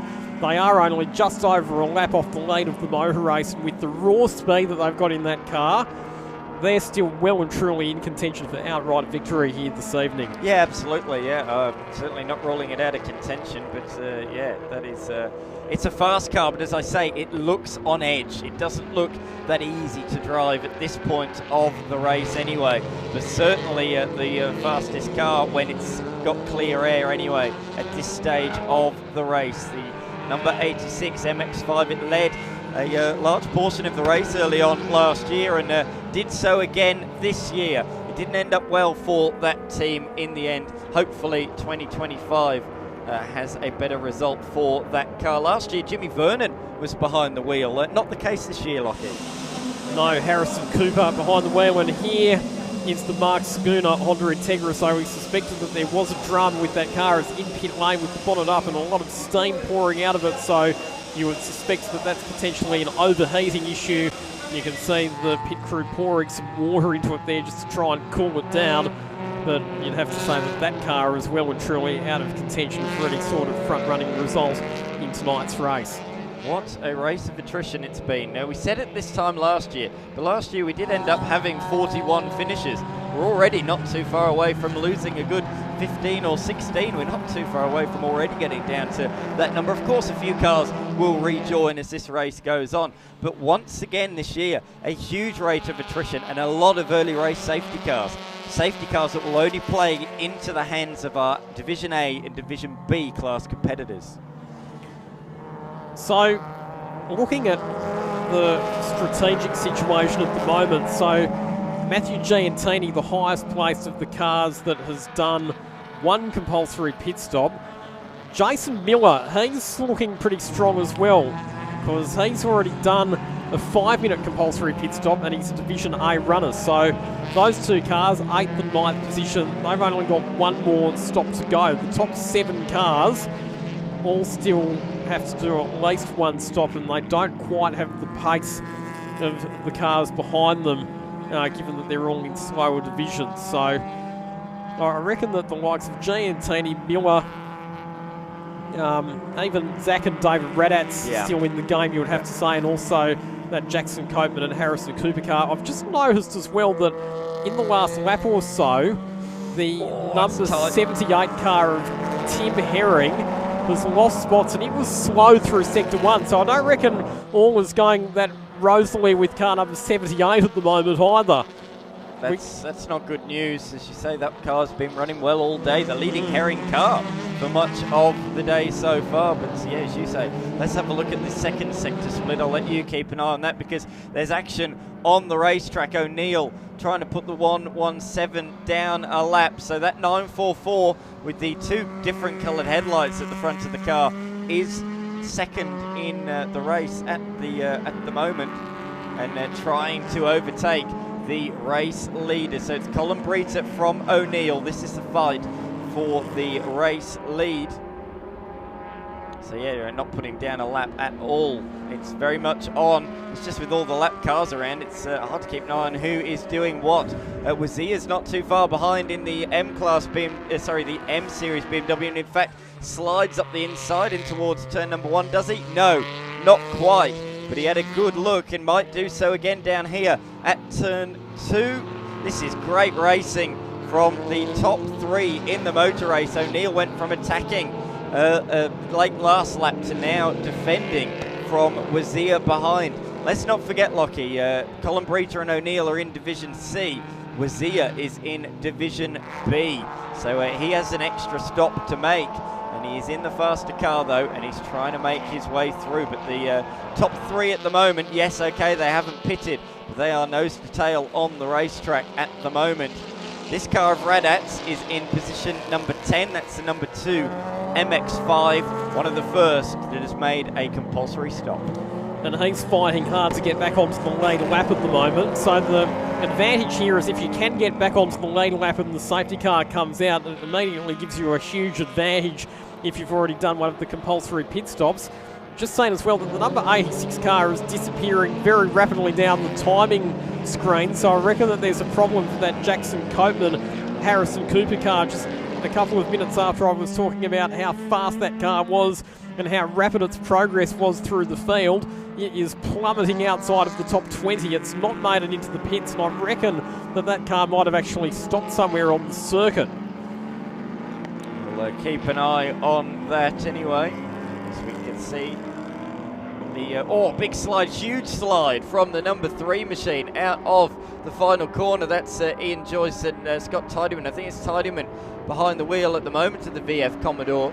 The Townsend signed machine's got all sorts of sideways out of the final corner as he tries to hunt down fellow Commodore runner VRAG there in the number 42 machine, who is coming under pressure from not 1 but 2 machines. Oh, that's a big lockup and another incident down there at turn number 2, and it's the same team car involved again. Their day just keeps getting worse and worse. That was the number 77, wasn't it, up the inside down there? And there's big damage on the VRAG Commodore. Very, very bad damage, and that car will have to be brought into the lane. The left rear has got significant damage. But the point I was trying to make, the car that hit him, it's the same car as Benny Tran, the same car that is in the lane for repairs as well. Oh, look at that, it's crabbing all over the road, so it's punched that car square in the rear axle, and that's why it's now not tracking straight. So you're right, that car's going to be headed back to the pits. What a shame. I don't think that Virag would have been expecting it was the Tom Vacechevich, Bob Popovac BYP Civic that was up the inside. And Zach Radatz was on the outside. He was extremely lucky not to get caught up in that incident. Well, it was Radatz that was originally trying to get past this machine, and then all of a sudden the Civic came on the scene, tried to make a move up the inside, locked the front brakes, and ploughed into the side of the Commodore. Here we go, here's a replay. Up the inside, he went for one move on the MX-5 and then hit the Commodore hard in the left rear. No wonder there is damage to the number 42 machine. VRAG sharing the car with Evans this weekend, as they have done the last couple of years, but that is not what they wanted, Lockie. VRAG, a veteran of these 300k races. He knows you got to stay out of trouble, but very much the innocent party there. He couldn't do anything about that. Rowan Lindenmeyer back in the pits and back in the garage for some more attention to that Mazda RX-8. In fact, it looks like he's getting out of the car, so his night might be done. And that's the David Grice, Martin Lyle Mazda MX-5, and the Nathan LeBrock Graham Elliott Commodore have stopped on the circuit as well with a huge plume of smoke. Surely the safety car is going to be called now, with several cars stopped at various points around the track with mechanical problems. And it looks like some fluid and potentially some hot fuel leaking out of the back of that car. Not hot fuel, scalding fuel. Look at it, it's orange. Crikey, that has gone up in a big way down on the exit of turn number 5, and we have gone safety car. And as well, Lockie, the machine that hit the VRAG Commodore is also in the lane with significant damage. Tom Vacevich and Bob Papovac's night comes to an early end as well, so it has not been the night for the BYP team. Have they got any cars in contention now? They started with 4. I think Benny Tran might be the only car sort of in contention, but even that has made 2 minutes worth of unnecessary pit stops for various different reasons. The VRAG car is limped back into the lane and is going to be pushed back into the garage. No surprises there with the huge crabbing effect that we saw. There's Corinne VRAG, wife of Liam, daughter of Tony, on car controller duties tonight. Actually did the Sydney 300 a couple of years ago, but has since been banned by both her husband and her father because last time they raced together she was quicker than both of them, and they didn't like that too much. No, they said we've got rid of our fastest driver. Okay, more pit stops taking place here, and this is key. So Matthew and Aaron Giantini, they are in for what will be their second compulsory pit stop. Here's a replay, Lockie. So the Mazda went around all but lonesome by the looks of things. Actually made contact with the tyre wall down there, the David Grice and Martin Lyle entry, and then it took a couple of seconds to get refired. And simultaneously, on the opposite side of the circuit, we saw the Nathan LeBrock Commodore detonating. I thought originally on first look that maybe that car spun off on some oil or something, but no, that was the first car to spin. And then the LeBrock 111 had the huge engine failure just moments later. As we can see the moon, it's been shining bright all weekend and it's shining down on the racetrack for us. But Colin Breiter in, Wazir in, O'Neill in, VRAG, Giantini, Ansel, so many of the top 10 in the lane. This is a good time for the drivers or the teams that only need to make one stop, the Division D and E class cars, and even C as well. If they've not pitted, this is an opportune moment. We're right at that point we spoke about early in the race. If you don't have fuel flexibility or not a lot of it, this is a great safety car for you. The sure is 41 laps remaining, and you would expect this safety car to be out for a while because there may be some fluid on the circuit up there at turn number 5 that they're going to have to soak up, as well as removing that Nathan LeBrock Graham Elliott car from the circuit. So pit lane, a hive of activity. There is the Tim and Brad Herring Mazda MX-5, which we saw just losing a bit of time prior to that safety car intervention. Still a bit of a question mark for me over what has happened to the Jackson Copeman Harrison Cooper Mazda MX-5 as well, because we saw that car tumbling down the timesheets, and still a bit of a mystery as to where that car has disappeared to. Yeah, we don't see it on the timing graphic in front of us. We can see I think it might have been a timing error, because it's actually just... So we're actually hearing from race control that there is a timing glitch with car number 86, so it has actually reappeared on our timing screen in position number 7. So that car still in outright contention here. It's done one of its compulsory pit stops, and with that timing error, I'm not sure if that car's in pit lane at the moment or not. This is pretty important, this round of stops. We've got a lot of people serving their final pit stop, so notably this car on the screen in front of us, the A-Class Evo, is serving its second and final 5-minute pit stop. The Giantini car is in the lane as well. So lots of cars serving their second and final stop. The 78 Tim Herring car, not Todd Herring, the Tim Herring MX5 is also in the lane, serving its final stop. Of course, if you're in Division C, D and E, you only have one to stop. So Colin Breiter, who was in the lead of the race when the yellow flag was flown, he only has to do this one stop. So this is being checked off already. Wazir serving his first of two, and O'Neill in the 944 serving his one and only stop in the Porsche 944. A lot of teams taking the opportunity to change the load side tyres, which are the right-hand side tyres here at Sydney Motorsport Park, because you have quite a few long, constant radius left-hand corners that do put a lot of load through those right-hand side tyres. We know that the Evos in particular do have a history of being quite punishing on their tyres here at Sydney Motorsport Park, so a smart move by Jamie and Jason Miller to change tyres on that car. I did notice just a second ago Division E, and came up on timing supplied by Glenline TV showing us our different classes, that 10 of, I think, 12 cars are, and here it is, they've just brought it up again for us. Look at how many are in the pits, Lockie. Notably though, Hayden Crosland, who's led all night long in Division E, is out there on the racetrack with a 41 just on his bumper. That's a Daniel Hay and Christopher Bautista Mazda MX-5. They've elected to stay out under this safety car period. So a divergence in, a split in strategy for Division E, most notably affecting our leader, Hayden Crosland. So I do believe that the 86 car is in pit lane right now, completing its second pit stop, but because they've got a timing issue with that car, it's not actually scoring as in pit lane. So probably worth just making a mental note that that car is clearing its second 5-minute compulsory pit stop. At the moment, no, it's not. I'll take that back, because it's actually just re-emerged in position number 3 on the racetrack, being manually timed by our ever hard-working officials in race control. We've got to make a mental note of that, because that's going to be a hard car to track in the final stages of this race. And we are right about the halfway distance now, aren't we? We are just one lap away from going 150 Ks into this 300-kilometre race. The 2025 edition of the Viola Private Wealth Sydney 300 has certainly turned on the action already, hasn't it? We've seen mechanical issues, a couple of incidents. We've seen runaway race leaders, penalties for infringements. The race has already had the lot, and we're only at the half race stage.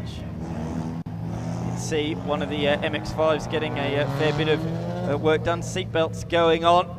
Great camera work there by Jay, showing us exactly what it goes into making a pit stop. Glasses have fogged up a little bit there on the 78 machine, so that means that Tim Herring has jumped out, and Brad Herring has now jumped behind the wheel of the 78 MX-5, and they've only just completed the pit stop, and they're sending it out, Lockie. So a nicely timed pit stop, or are they potentially losing time? One person that's losing time, the number 15 BMW of Wazir, was right up the pointy end prior to that safety car coming out, and it's been in the lane for over 6 minutes. The number 15 BMW, he competed last week over at Winton Raceway and had a couple of reasonable results, but this is costly time in the pits for that car as the little Fiesta heads out into the fast lane. Then car number 6, we've got a car, the Mazda 3's come to a stop. I don't think you're allowed to do that, Lockie. You have to keep moving, don't you, if you're in the fast lane? I think he's trying to wait for 5 minutes. The red light will be on, yes, because the safety car and the train behind the safety car are currently driving past pit exit. So he's actually doing the right thing and stopping at a red light. Dave, down to you. So it's often said that tyres are black and round. Now that's correct, but of course for the Viola Private Wealth Sydney 300, tyre choice is free when you change tyres, and particularly what type of tyres you run. There's no control tyre, there's no control tyre brand. You're not even limited to certain categories of tyres. There are 3 or 4 different types of tyres you'll see in use this evening at Sydney Motorsport Park. The first is what we're starting to see a little bit more of bleed over from budget endurance racing in the US. It's what we call the 200 Treadwear Club. This is the Yokohama 8009. As you'll see, it's got 2 circumferential bands, quite a lot of void in there, much better in the wet, not as good as our next category of tyre in the dry. That's the Yokohama Advan AO50. This is a semi-slick tyre. It's still road legal, but only just. You'll notice that there's no bands in it. There's a lot more bigger tread blocks, but we still have a means of dispersing water. As Jason is shooting this is also the control tyre for a number of categories around the country. Production touring cars, Yokohama also sponsors the Improved Production Racing Association. And when we get a chance, we'll have a look at the other types of tyres that are on some of the front-running cars. This is what you'll tend to see on people running on a budget, maybe in Division E, maybe Division D, whereas the semi-slicks we start to see more of in Divisions D, C and B. Thank you very much, Dave. Down there in the lane, here's a tyre encyclopedia. He goes around, he asks everybody, oh, what are you running? And they tell him, and he's there taking it all in, and he remembers it as well. He really is a tyre encyclopedia, that man. I mentioned a couple of the Division E class front runners didn't pit under the safety car initially. They have now come in the lane now, and we can see Dimitri Agathos coming back in the lane once again, or back in the garage, I should say. But yes, Hayden Crossland has come in, as has the 41 directly behind him of Hay. So there it is, the Veloster in the pits. So will they potentially fall? I imagine they will, Lockie, fall behind all of those other Division E class cars that were on the same lap. They were able to come in a lap earlier, join the safety car queue. These guys will have to rejoin behind that queue, and as a result lose crucial track position. So our remaining Division E class winners in that Veloster have been dealt a tough hand midway through this race. They have, but strategically I still think they'll be in an okay position once it all shakes out. We have now completed half race distance in an hour and 23 minutes now. The race record, which was set by Todd Herring back in 2021, is 2 hours and 25 minutes. So based on our current rate of completing laps, we're going to fall well short of that tonight, looking for a race time of over 2 hours and 40 minutes as things stand at the moment. Well, yeah, we might be set for the longest. The longest was last year, 2 hours 44. So at that rate, it will be one of the longest, if not the, at the present rate of knots. So that just shows how many safety cars and interruptions that we have had so far in this race. As we look at the Land Drive Finance sponsored Hyundai Veloster in the lane, as we say, it was the Division E leaders, and Crosland will have jumped out and handed over to Simon Agar, and we'll see what he can do in the final segment of this motor race. Already halfway through this encounter. At the moment, it's Smith that leads the way in car number 88. I don't think we've mentioned that car at all in this one. A Division C class car out there, showing the car with Carl Kleiman. It's a Volkswagen GTI. It may be said a 40th anniversary edition of the machine. But we see a car slowing under safety car. It's that i30N again. We saw it have problems earlier on in the race. This car at the Winton 300 last year had a lot of electrical issues and mechanical issues. It constantly went into limp home mode, and to me, Lockie, it looks like it's done it once again. Full credit to the driver of that car for putting the hazard lights on, waving cars behind through to make it very clear that it has a mechanical problem, because normally you're not allowed to pass under safety car, but if the car does have a clear issue, then that is one of the exceptions to that rule. So the driver just making it very clear to race control that, yes, I've got a problem, so yes, people are allowed to pass me. That's one of the things they spoke about in the driver's briefing, wasn't it? They said absolutely to pull out of the way and allow the cars to go through if you do have a problem under safety car. Make it be known, make it be apparent. This is the Martin Lyle David Grice Mazda MX-5 that we're looking at in pit lane at the moment. We saw them make light contact with the tyre wall with the rear of the car, and it looks like there is a bit of cosmetic damage around the boot lid of that car, but shouldn't be affecting the performance. We're hearing that the reason that Dimitri Agathos keeps coming into the pit lane is because that car keeps blowing fuses for the fuel pump, which is not going to be very helpful for that car's forward progress. And also for Ronan Lindenmeyer, the Mazda RX-8, we're hearing a blown engine for that car as well. We're about to go back to green. Safety car lights are out. The car at the head of the field has not yet completed a compulsory pit stop, and neither notably has the 791 Mazda MX-5 as well. A few positions further back. It's not the 79 directly behind it. I'm talking about the 791 that is in position number 2. I believe it's just behind the Evo. In fact, no, I think it's fallen now behind a couple more cars. Either way, there's a lot of cars in between Smith and Boydell. They're on the same lap. They're both in Division C, and they are leading the way at the moment. There it is, just behind the Mazda with the yellow stripe. So, yeah, there's a good half a dozen cars in between the two of them. We are about to get back going. When's Smith going to go? This car is ultra fast in a straight line. I couldn't believe it when I saw it earlier on in qualifying as he goes away. We are back to green here in the Viola Private Wealth Sydney 300. And there are a lot of lap cars in and amongst this field at the moment. There's a lot of strategy at play. In fact, Lockie, only 4 cars are currently on the lead lap.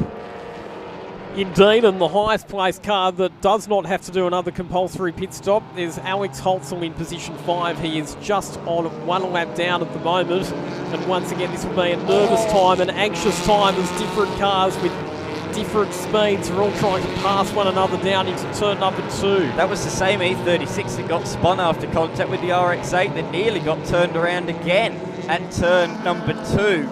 So there it is, right in the middle of the pack. So people are darting left and right, don't know which way to go. It looks like our leading fight, or 2 of our leaders a few laps ago, have made their way by and continue their duel. One of them was the yellow and orange Mitsubishi Evo that's just coming into the shot once again. There it is, the 59 machine heading on through ahead of the 117. So Osman now behind the wheel of the 117 in position number 12. It's done its compulsory pit stop. That's in a good position as well at this point. There it is though, the Miller car heading on through right behind the Giantini Honda Civic, which did not get the drive out of the corner. The Evo with the all-wheel drive is able to slingshot its way out of the corner and ahead of the Honda Civic. Up the inside of more lap traffic. Look at this frantic stuff in the mid-pack. I'm running out of adjectives to describe exactly how congested and tight it is in that midfield. Here we are, the 86, back at the head of the train, or not quite anyway, but not at the head of the field, Lockie. So this is the battle for what will be second position between Andy Boydell and Jackson Copeman. So Boydell putting pressure on the number 791 Mazda MX-5, and we know that orange 86 car has been very, very fast all night, and he dives to the inside at turn number 4. That car now up into position 2 outright. Still has 1 5-minute compulsory pit stop to tick off, but so too does the cars that he is racing on the track at the moment. Yeah, absolutely. A long way still to go in this race. Still 5 minutes stop to complete for that machine. That's why it's looking so pretty at the moment at the top, but we're trying to keep an eye on that at the moment with manual timing on that particular machine. It's moving up and down the order like a roller coaster at this point in the race. But there's the 79 machine down a couple of laps. That's the Herring machine. That's Jet Herring behind the wheel of that one at the moment, who of course he's sharing with the reigning Sydney and Winton 300. Oh, Viola there, nearly running into the side of the 81 machine. Lucky to get away with that. There was the Honda Integra of Benny Tran and Damon Ashton. Benny Tran now behind the wheel of the BYP racing car. But yeah, very nearly coming into a significant contact with Charlie Viola, and we jump on board with the Viola Private Wealth car heading down the straight. Oh, it's got a bit of left-hand down, hasn't it? Quite significant left-hand down actually in that car. So probably a bit of contact at some points in the race. It's just tweaked the steering just a little bit, not affecting him too badly. Immaculately presented machine. And it must be said as well, the team, Lockie, we were commenting on it during lunch. We saw him in the cafeteria, and the whole team is kitted out in white and black, and it's a very professional looking outfit. Sure is. I'll tell you what, the car 88 machine of Carl Kleiman and Daniel Smith has done a pretty good job at this race start to pull some margin over the MX-5s that are running around behind. again, you can see on the timing, Cooper falls back down again and then pops back up once more as they manually time him.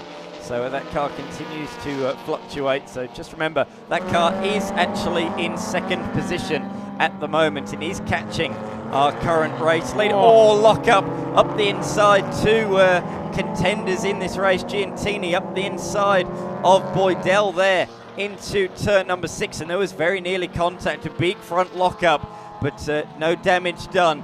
Evasive action taken there by Giantini, pulled the nose out at the last possible moment. Some of these cars trying to get back onto the lead lap after doing their compulsory pit stops. Now, I'm just a little bit confused here because timing is still showing Daniel Smith as leading the race, but we can actually see that he's fallen back behind Andy Boydell as timing now does correctly update to score Harrison Cooper at the front of the field.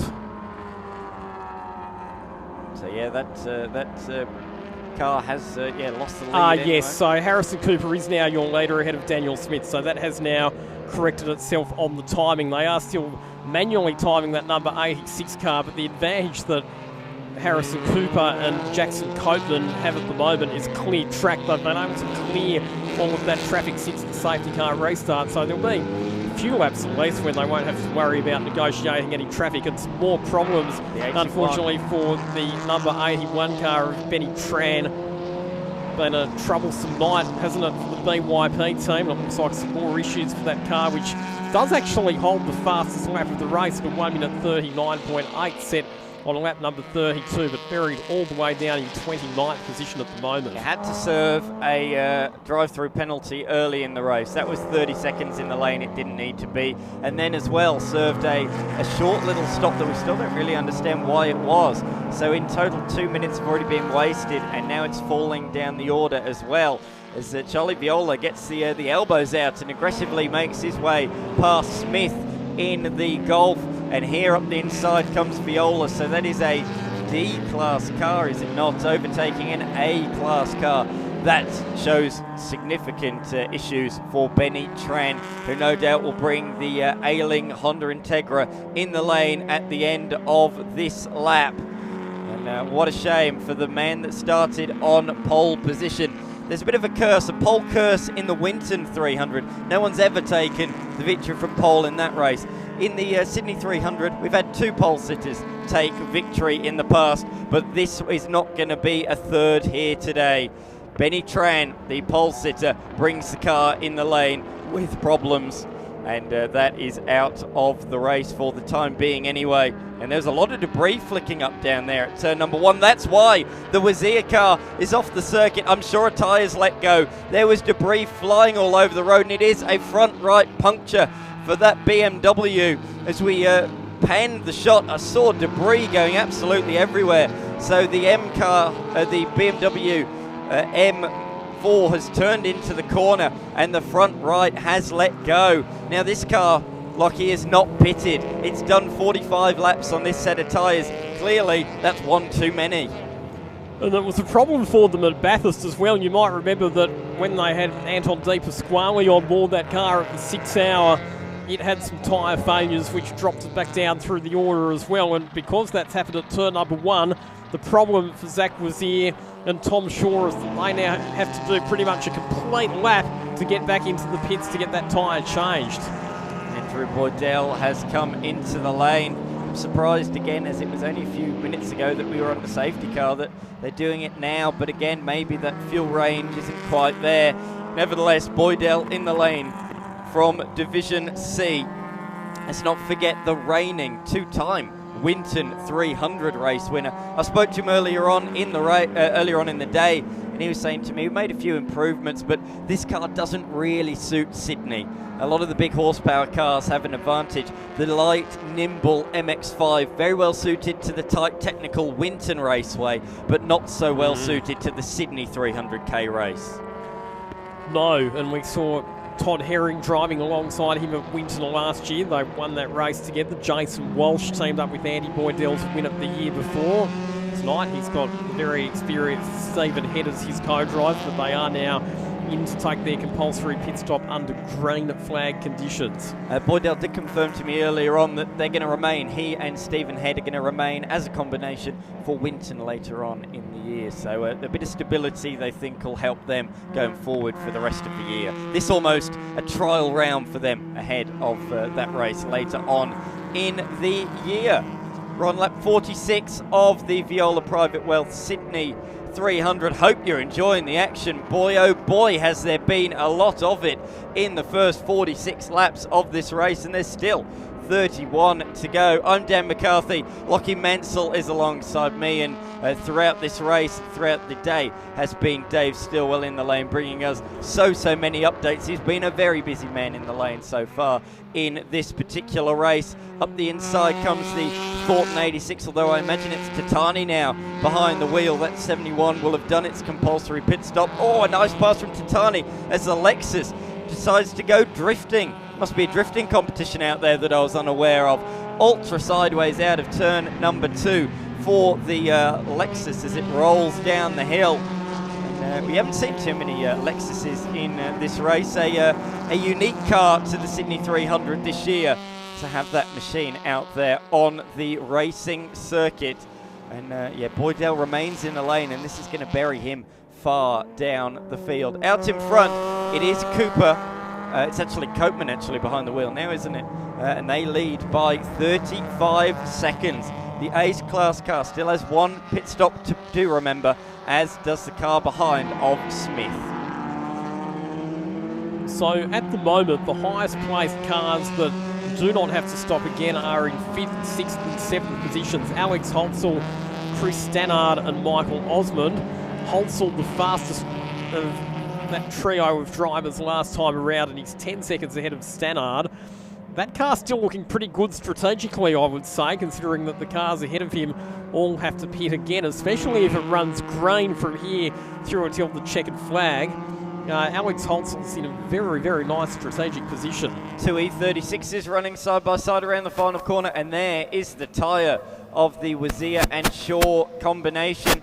In the Bathurst 6 Hour early in the year, they were teamed up, the two of them, with none other than Shell V-Power, former Shell V-Power Motorsport Park, Shell V-Power class car, now with Team 18. I'll get it out in a second, Lockie. Anton Di Pasquale is what I'm trying to say, raced with them earlier on in the year at the Bathurst 6 Hour. Just the two of them in this one, and they are in the lane for their compulsory pit stop. However, they have had to do a lap on ultra old tyres. Let's run through the classes, Lockie. Lendrive Finance at the moment being led by Cooper, but he has to serve another stop. Notably, Jason Miller in position number 2 in the Evo. Both compulsory pit stops done and out the way, but he is 2 laps down on that car at the moment. MJS Electrical Products and Supplies Division B sees Kiss leading the way in another Evo out there ahead of McLennan. The margin 25 seconds, but Kiss does have another stop to do, a 2.5 minute stop. So does McLellan, because they've had 2 visits to the pits, but one of those visits was, I believe, a drive-through. Yes, good memory. So the highest placed car in Division B that has done both of its compulsory pit stops is the Aridon Matthew Giantini, number 13 Honda Civic. So then we move on to Division C, presented by Exclusive Switchboards. Daniel Smith currently your leader there, but still has to pit. Alex Holtzell, second in Division C, has got his compulsory pit stop out of the way. Live and Learn Group Division D is currently being led by Barney in the 151 machine, but again, yet to pit. Highest placed car that has done its compulsory pit stop will be the number 53 machine, which has Oldfield at the wheel. That's the MX-5 of Ben Oldfield and Jamie Martin. It has completed its compulsory pit stop. And in Division E, presented this evening by G-Lock Brakes Australia, Hayden Crosland leading the way there, but again, yet to take his compulsory pit stop. Highest placed car that has stopped, Daniel Hay and Christopher Batista. No, if you remember, Crosland did come in that last pit stop sequence, did come in under safety car, but later on. So I think that might be a bit of a timing glitch there then, because it hasn't actually got a pit time for him. So yeah, okay. So that car, so all Division A cars have pitted at this point. Yeah, so that is legitimate. So it's Agar now at the wheel of that machine leading the way. And I notice as well the 141 machine of Parry Anastakis has moved up to position number 3. Parry Anastakis, a veteran of 300 races, isn't he? I think he's done more 300s than anybody else. Would I be right in saying that? You would be right in saying that. I think tonight, he and Daniel Flanagan are the two drivers who've done the most 300s. It would not be a 300k endurance race without Parry Anastakis. Normally behind the wheel of the Peugeot 205 GTI, that car undergoing some upgrades at the moment, so he has slotted into a Nissan Pulsar this evening. Tidyman and Stannard are in the lane at the moment. They were inside the top 10, and in has come Smith as well in the last few seconds. So the Golf from, another sideways moment from Cooper. I can't quite get over how sideways that Mazda MX-5 is. Boy, oh boy, is it fast, but it is hard work out there. As he goes on through to complete another lap, saving the final 5-minute stop until as late as possible, hoping for another safety car. Keep pushing the fuel, go as far as you can go on this fuel tank, and then hopefully a safety car will come out before you get to the bottom of your tank. The Wazir BMW is heading back out there, Lockie, onto the racetrack, but that has been in the lane for a long time. That's the number 15 machine that was in contention and had that spectacular tyre blowout down at turn number 1 a few laps ago. So that's been in the lane for just over 5 minutes. So actually they've been able to get that all done and actually not lose too much time. Only 15 or 16 seconds lost in the end for them. So a relatively good stop considering the amount of work that they've had to do on that car. And what has been a dismal night is officially over now for the number 81 Honda Integra of our pole sitters, Benny Tran and Damon Ashton. News from pit lane as it's blown drive shaft for that car, so their night is done. That's a real shame for a former Sydney 300 winner, doing so several years ago in 2023.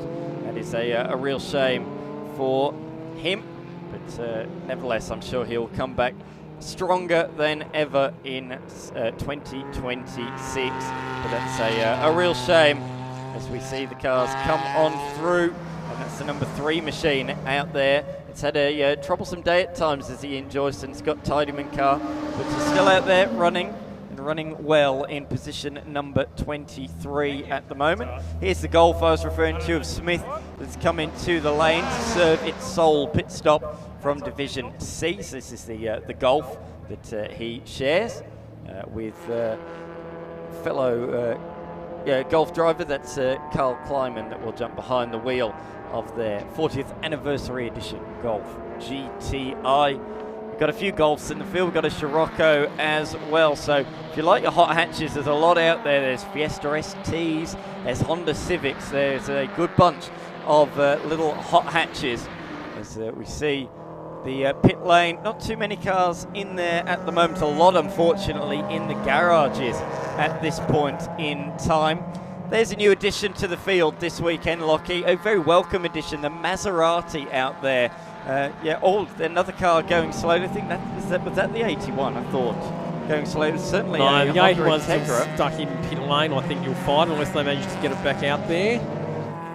They did, it might be the 81, so blown drive shaft, but they might have had a go at fixing it and tried to get it back out there. There it is, just coming out the hairpin now. Yep, so still not all as well with that car, unfortunately. Now, just thinking about the strategy of this race as we get into the final 27 laps, the bottom line is at this point our race leaders Harrison Cooper and Jackson Coburn, they will be praying for another safety car so they can do their second and final compulsory pit stop under safety car conditions. And a problem, unfortunately, for the Porsche 944. We had sung their praises earlier on, but Chris Stannard and John O'Neill, that car not up to pace at the moment. It's actually just come out of pit lane. It looks like they might have been trying to resolve an issue which is not quite cured either. Just to complete the point, whether or not there's another safety car in the pit window could be the difference for Harrison Cooper and Jackson Copeman between winning and losing this motor race, because if they can take their final pit stop under safety car conditions, they'll probably still be on the lead lap, and we know that with the pace that they've got in that car, that they'll be able to fight their way back to the head of the queue. However, if they have to take their stop under green, it'll be more like 2 laps that they'll lose to the rest of the field. That puts them back with the likes of Jason and Jamie Miller, and they'll still have to catch the cars that don't have any more pit stops to do. So whether or not there's another safety car is going to be critical in deciding the outcome of this race. Absolutely. 25 laps to go, so we're over the 2/3 race distance now. And we're beginning to see who the contenders are at this point in the race. But as you say, a lot will come down to a potential safety car or not. The 944 that we saw slowing 7th outright last year and on the podium in Division C. But I don't think that's going to happen this year. We saw sparks and stuff coming out of the exhaust, and it was sounding as sick as a very, very poorly dog. So unfortunately, that is not looking good for the 944. Certainly no top 10 finish here today in the 2025 edition of this race, and it looks like a Mazda is darting for the pit lane a little bit further back. How many runners do we have at the moment, Lockie? This has been such an attritional race already, and I think we've only really got 40 that are in and circulating at the moment, there or thereabouts anyway. Yeah, once again, it's been a race that's been punishing on the mechanical components in a lot of these cars, as these endurance races often are. The mechanical gremlins can strike because so many of these vehicles are very closely based on what are, for all intents and purposes, production-based cars. You do have to have a bit of what the late, great Peter Brock called mechanical sympathy to make sure that you can get your car to the finish line. There is the Porsche 944, Chris Stannard, limping that car back into pit lane. Holtzell's negotiating the lap traffic very quickly. He got the BMW E36, car number 39, and now goes through on the Lexus of Wayne once again. So a nice move there into the first corner.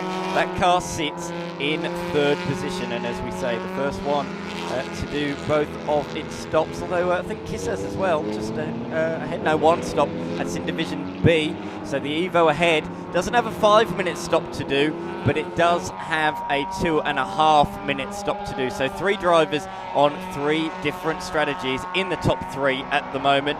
Dave, down to you. Thank you, guys. So it's a very different circumstance down here in the BYP Racing Garage. It was all smiles at the end of qualifying when we handed out the checks from Lendrive for Division A, and of course the check from MJS Electrical for Division B. Our Division A pole sitter, the number 81 BYP Honda, has been in and out of the garage repeatedly. Issues with the front drive shafts on that car, obviously a huge amount of torque going through the front drive shafts on that car. Whereas the sister car that took pole in Division B for MJS Electrical with Mr. MJS himself on board, that car was experiencing an issue where it started getting hot and then it popped a coolant plug in the engine. They were able to get that back in and finish that, but unfortunately that's dropped them several laps and has taken quite a number of the front-running BYP cars out of contention. So what a turn of fortunes here in the Honda Focus garage at SMP. Yeah, the sad side to the number 81 behind you. Started on pole for the inaugural Sydney 300, didn't finish that one. Second time today taking pole position, and again a DNF. That's a bad omen there for Benny Tran. Yeah, they'll be hoping for better later on in the year in the other 300s and next year as well for the next iteration of the Viola Private Wealth Sydney 300. The 944's back out there on the track, Lockie. I'll be interested to know if the Gremlins have been surpassed or whether they are still there, whether a Control-Alt-Delete made things work. Of course, a lot of the modern day production cars, a quick Control-Alt-Delete, and they seem to fix themselves with all the modern day electronics. However, a 944, a lot more old school, a lot more mechanical. Generally, if there's a problem with a car like that, it's not a Control-Alt-Delete. No, it's a much more analogue solution, but the positive news is that car did seem to be travelling a lot more quickly when it exited pit lane on that occasion. Jackson Copeman, our race leader, is absolutely flying at the moment. He's opened up a lead of 1.5 laps over our second place driver, Matthew Kiss. keep in mind the difference in the pit stop times. Our race leader still has another 5-minute compulsory pit stop to go. Our second place car has a 2.5-minute stop to make. Our third, fourth and fifth place cars do not have to stop again, and neither does our sixth place car of Jason Miller, which is continuing to circulate at pretty much the same lap times as our race leader, Jackson Copeman. So Jason Miller, that car's been quick all night. We saw that they put fresh tyres on it at the pit stop. We know how talented Jason Miller is as a driver. That car is shaping up as an outright contender as we get into the back end of this motor race. So it did short back-to-back stops under safety car. The first one on lap 22 and the second one on lap 35. I think seeing it went so far in lap 35, I think it should be safe on fuel. Yep. That's the question. Can it do 42 laps to the end of the race? I would think so in an Evo. I think they should be safe, but that is the only question mark over that car. But certainly in contention for this race win here this evening. Of that there is no doubt. That was the first car, or very close to pit the second time in a class, so that's very notable. Holtzell completed both its stops by lap number 22, so both of those two coming up with the same strategy, getting the pit stops done early and doing them all under safety car. You just throw away free lap time if you do it under green, and we've seen that it has buried a lot of the competitors that have done that today. It doesn't matter if you're the fastest car. If you're pitting under green, you are losing lap time, throwing it away. So our race leading car has now been on the circuit for 40 laps since its last pit stop. That's going to be a real stretch as far as fuel range goes. The pit window, we know, closes on lap 70. I'm not sure that they'll be able to get another 15 laps out of a tank of fuel. The point that I'm getting towards is that they're really going to want a safety car very, very soon. Any sign of a safety car, they'll be in straight away to get that final pit stop completed. The problem is for them as well, because it's been such an attritional race, the field is spread out quite a lot. And it means as well we don't have that many cars on the racetrack together. The chances of a safety car are less likely. And that plays into the hands of this car. Yes, it's another Division A class car, but this car is marching forwards at the moment at a vast rate of knots. Half a lap behind the race leader, but let's not forget, half a lap behind the second place car of KISS. But let's not forget it's able to lap a good few seconds a lap faster because it's in a higher division. I love 300-kilometre endurance races. Strategy is not just important, Lockie, it's crucial. They never fail to excite, do they? And this has all of the makings of another classic 300k race where we're not going to know the outcome until we get right towards the end of the race. Once again, building up for a climactic finish. Holtzell in third position, as we say. First one to do all of its mandatory pit stops, but it's being caught at the moment by a good few seconds a lap as our race leader comes into the lane. Copeman is going to bring that car in for its final pit stop. 5 minutes, but notably, Lockie, under green flag. Yeah, they really needed another safety car to come now, didn't they? Or a little bit earlier to get that final stop out of the way. I'd say my suspicion is they're probably just out of fuel at this point, so they haven't had any choice but to pit. The early pit stop has sort of done them a bit of a dirty, really. Coming in on lap 15, if they extended that first stint, they could have extended this one, and potentially a safety car could have come out, but you never know. It's all if, buts and maybes, and quite frankly, they don't mean anything. You can be the theoretical leader, you can be the theoretical winner, but unless you go out to actually do it, it means absolutely nothing. So they'll have to manually time. So the way that the compulsory pit stop time works is it's measured off the pit lane transit from the timing loop at pit entry to the timing loop at pit exit. You have to spend a total of 5 minutes in pit lane, so it includes both the transit time and the stationary time. But because of this timing issue with the number 86 car, the officials are going to have to manually time that process to make sure that they don't breach by being too short on this compulsory pit stop. So the car that we're looking at the moment should take the race lead. I don't think it'll be on this lap. He's still a lap and a half behind the car in the pits, but at some point soon he will take the race lead, as this one has to be in the lane for 5 minutes. But as you say, Lockie, we can't tell you how long this car's been in the lane because of the timing issues with it. And they are pumping the fuel, look, and otherwise not too much being done, which is good. Fan going into the front of the car to cool the engine down a little bit.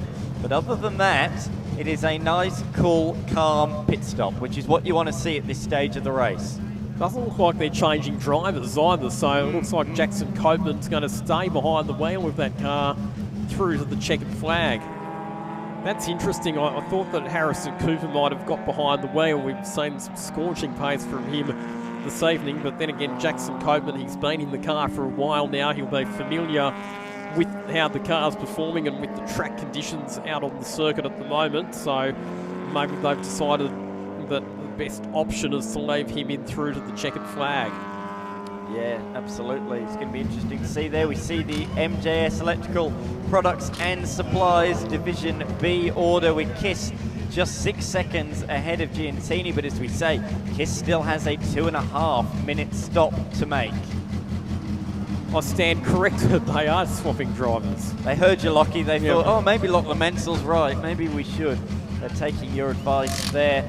In exclusive switchboards, Division C, Holtzel remains out in front, as he has for pretty much the entirety of the motor race, if we're honest, ahead of the 117 of Osmond in another BMW. Hay in third position, that's the Scirocco in position number 3, ahead of Charlie Viola, who is actually in Division C. I thought that would be a Division D entry, but moved up late on into Division C and running really strongly as well.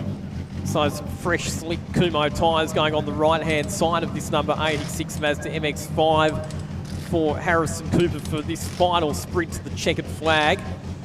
And because the safety car timing didn't work for them, they're going to have to sprint hard now. Harrison Cooper is going to have to absolutely drive the wheels off this car to get it back into outright contention. So he's already dropped down to 5th position, although it seems to me like he's not too far away from getting going. Fuel has gone in, tyres have been changed, driver swap as well, but it's about to go a lap down. So this is the theoretical race leader. As you say, this car also has to stop, but it's only 10 seconds ahead of the BMW of Holtzel, which does not need to stop again. So look for the red or maroon BMW not too far behind, because that car will put it a legitimate 1 lap down, and that is a very different scenario if that is the case. So Cooper, they've got to send it soon, but he's still in the lane waiting. It must feel like an absolute age when it's green flag and cars are flying by. It must feel absolutely awful. KISS is in the lead of the race now in the Evo, but as we say, still has another stop to make, 2.5 minutes. Holtzel in the BMW behind is now the real theoretical leader of this race. 1 lap ahead of this Mazda MX-5. So Harrison Cooper gets back into the action, but look at that, he's going to be a lap behind his Division A rival now in Jason Miller. So having to take that final stop under green flag conditions has proven extremely costly for the number 86 car. And it's going to take some pretty special luck now, you would have to say, for that car to get itself back into outright contention. Yeah, it's very much shaking out now, this race, isn't it? KISS has to pit again. Holtzel is leading by about 20 seconds over this car on the screen. However, Holtzel is Division C. This class car is A, so it can go nearly 10 seconds a lap faster, 8 seconds a lap faster. So I expect the margin to come down at a rapid rate of knots. At the moment, it's looking good for the 59 Evo of Jason Miller, who just overtook Michael Osmond for position number 3. We've seen father and son teams win these 300 kilometre endurance races over the years. Steve and Jake Shelley did it. Craig and Adam Burgess did it at Wakefield Park. We saw Trevin and John Spiteri do it. We saw Oars and Tom Muller do it in a Mitsubishi Evo as well. Could we add another father and son combination to our winners list tonight. Yeah, there's a lot of siblings and father and son duos that did really well last year, but didn't take outright victory, with one man going solo. Todd Herring taking the honours, of course, last year. But yeah, this is shaking up to be a quite interesting finish to this race. I'm interested to know how high the Copeman and Cooper car can get, how high that MX-5 can get. If it can get itself back on the lead lap, Lockie's not far behind Jason Miller, and then we have a late race safety car, I wouldn't rule it out of contention just yet. However, importantly, it does need to unlap itself. It needs to unlap itself, and not only that, but even if we were to get a late race safety car, think about all of the traffic that they would have to negotiate between themselves and the race leader. So they've popped out after that compulsory pit stop in position 10 outright. Matthew Kiss continues to lead, but still with that final compulsory pit stop to go. Back in comes the number 79 car of Todd and Jet Herring, one of the other father and son teams. I'll tell you what, for a couple of the teams that have been front runners traditionally in this race, BYP Racing with their Hondas and also the Herring team with their Mazda MX-5s, it's been a less than stellar evening for both of those outfits, hasn't it? Absolutely. The last few 300s have been fought between those two race teams, but not this weekend, not at all. So there we see the car in the lane, and turn our attention back to the cars heading down into the tight turn 2 hairpin. We've seen a few moments down there, haven't we, in this race? Of course, the VRAG Commodore sadly taken out down there and has not rejoined the circuit. A retirement in this one. A real shame for he and Liam Evans, but out in front of the race is Kiss. When is he going to come in? His last pit stop was lap number 35. Lockie, I reckon he can make it all the way to the end of the compulsory pit stop window at lap 70. So he's got 10 more laps, hoping for a safety car that will keep him right in contention. However, if he also has to pit under green, he will go tumbling down the order as well. But what he has is that little bit more flexibility that the Mazda MX-5 didn't have.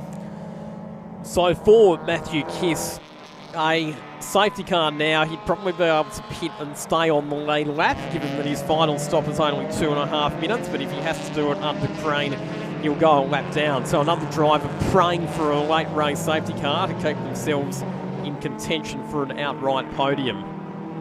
Absolutely. We've got 3 different classes, 3 different divisions in the top 3 at the moment. Huge variety, as we always see here.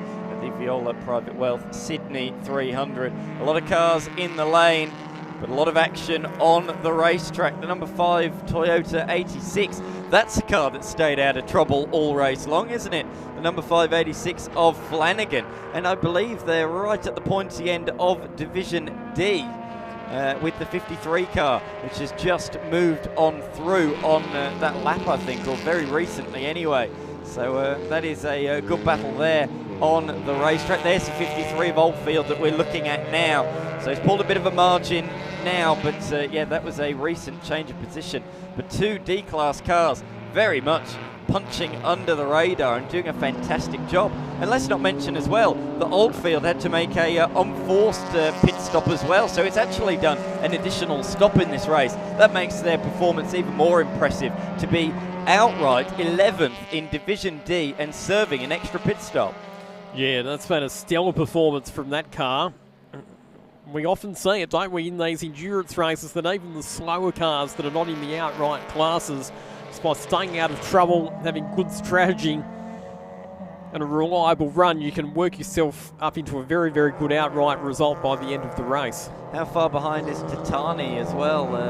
3rd in the division, around about half a lap. So there's a bit of a margin between the top 2 and Titani in 3rd. Titani running a Toyota 86 car that was raced even last weekend in the Scholarship Series by Thornton, his co-driver. So he's doing a nice job out there. And in fact, there it is on the screen, just been lapped by the 117 of Osmond in position number 4. Jason Miller continues to close the margin to Alex Holtzel, so it's now just 4.7 seconds in what will be the battle for the effective outright lead of the motor race. Oh, no. No, the Maserati Super Trofeo has ground to a halt. Now, can they get that car mobile, or will this trigger safety car number 5? We've gone safety car. Oh, no, it all went lit up on the timing for a brief second there, and then it disappeared again. So, no, it's just local yellows at the moment. But for a brief moment, it was showing safety car on our screen. It's rolling backwards. Headlights are still on, so it's got some form of power, but no forward movement, no propulsion in a forward direction. And that is a real shame. It's in a really nasty place as well, right on the apex of the penultimate corner. Does that play into the hands of KISS? Yes, it certainly does from a division point of view, but it will fall Here we behind. go. Oh, yes, here we are, Lockie. I'll let you call it. This is for the effective lead of the motor race. Jason Miller down the inside of Alex Holtzman at turn 2, and that move easily done. The pace superiority of the number 59 Mitsubishi Evo, enough for him to squeak through very, very easily, as the safety car is now indeed called, and Matthew KISS will be saying thank you very much. Yes, he certainly will. That should keep him on the lead lap, I think. So that is very good news for KISS.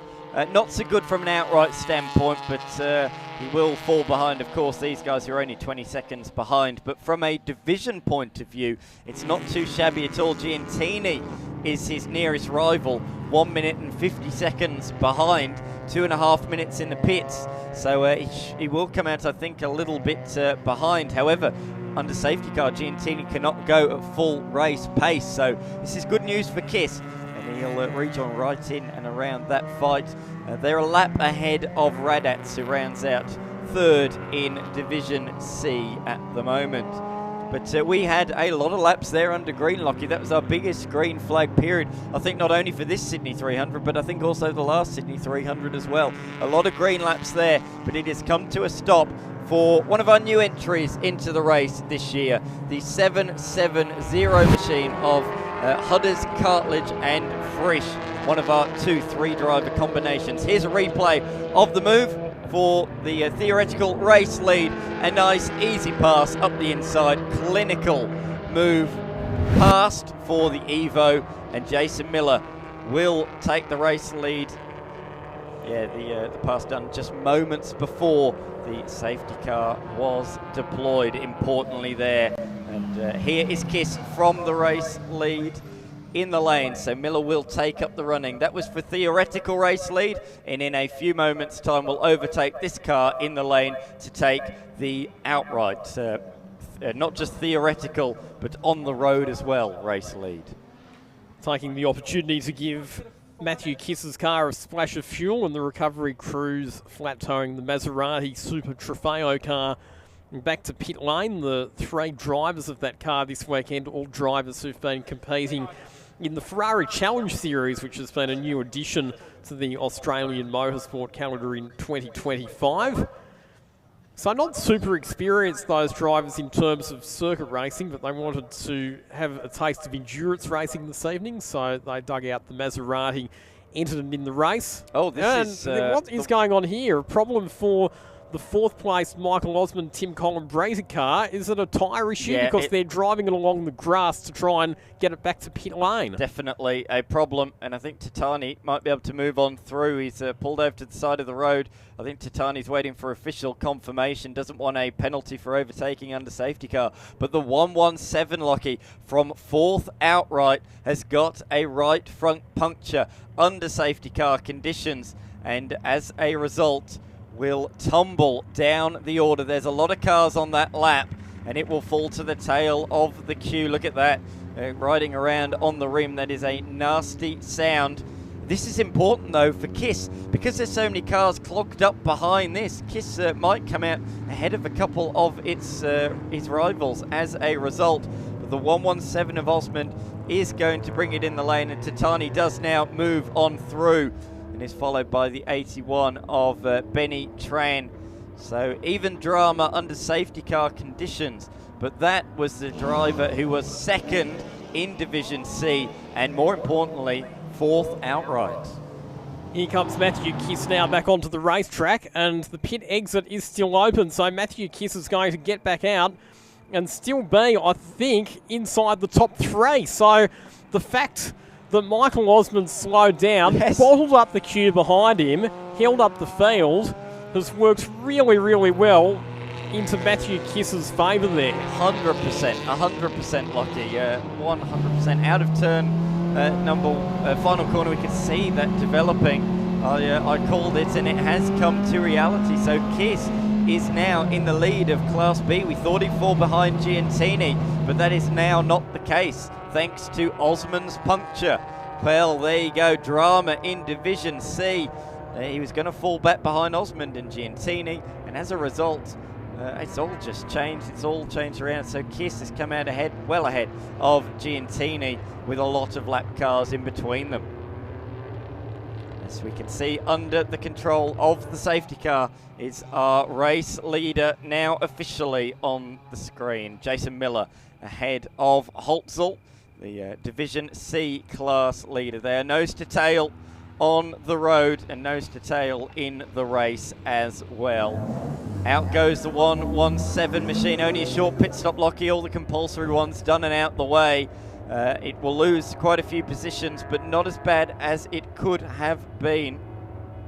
As we can see them head around turn number 4 and down the hill, but there's a lot of cars not on the tail of this train. There's only about 5 or 6 of them, and that's because they're all clogged up behind the Osmond car with the puncture. So Tatani's only just coming across the line now, leading a huge snake of machines down into turn number 1. There we can see them now, so they've got a lot of catching up to do. Yep, everybody just has to blaze on as fast as they can to catch up to the back of the queue behind the safety car, and once the timing sorts itself out, we'll have an accurate indication of just how many cars are left on the lead lap at this stage. I think it's going to be 6 cars that will be remaining on the lead lap when we get this race back underway for the final sprint to the finish.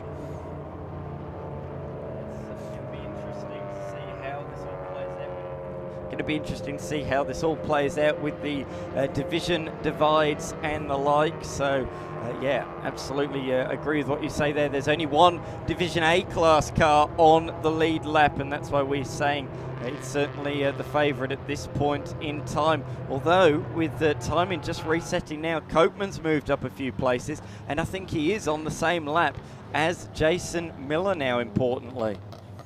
There it is, right at the tail of the train. So our race leader's right at the front, and it is the second to last car in the train. We can see on the circuit graphic in front of us, which tracks every car live, we can see that they are on the lead lap together, but they are right at opposite ends of the snake. Yeah, so they've got pace to burn. We know that Harrison Cooper has been super fast in that car tonight, but his challenge at the race start is going to be traffic. He'll have just about the entire field of cars to pass to get himself up to the race leader, Jason Miller.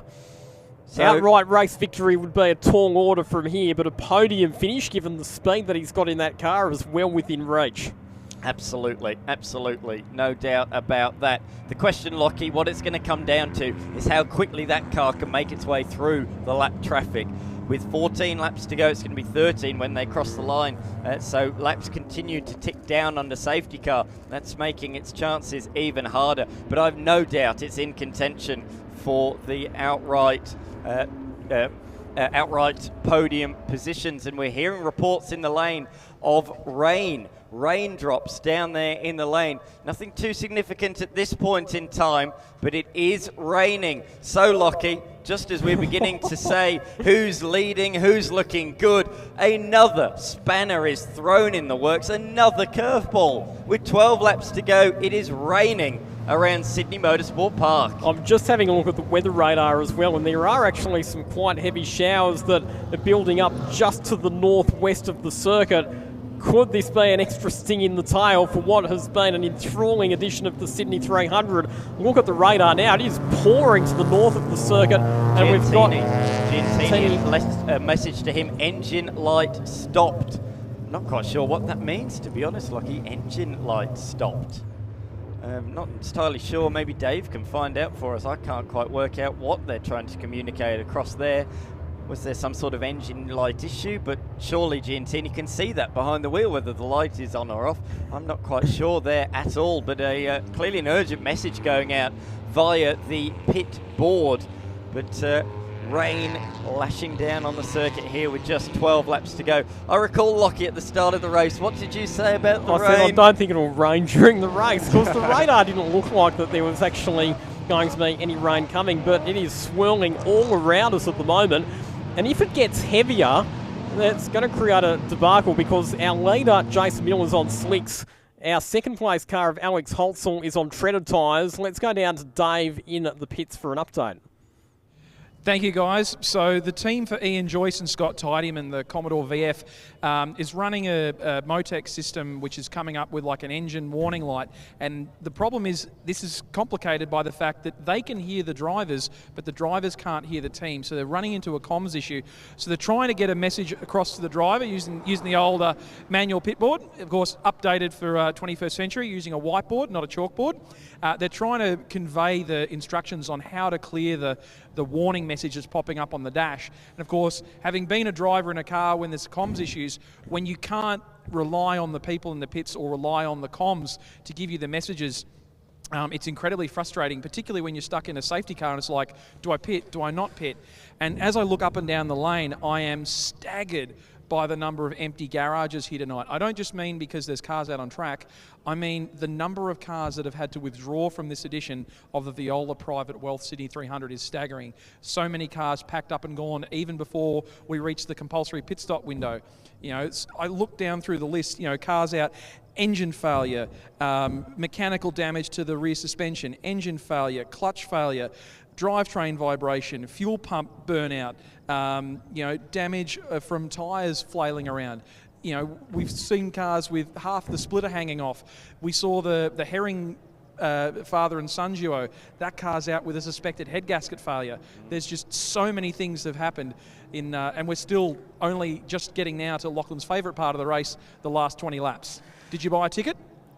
Well, I know that there's at least 7 cars that have bought a ticket to the last 13 laps, because that's the number of cars on the lead lap, and with the threat of rain now hovering over Sydney Motorsport Park, it is shaping up for an absolute belter of a finish to this race. Jason Miller, your race leader, Alex Holtzel sitting in position number 2, Matthew Kiss third, back then to James Hay in position number 4, Aaron Giantini, David Radatz and Harrison Cooper. They're the cars remaining on the lead lap as we get this race back underway. Absolutely, there they are side by side, Holtzel and Viola. Viola around the outside, that's a lovely pass from him, but that only gets him onto the lead lap in Division C. That is not for position as they head around turns 3 and 4 and down the hill.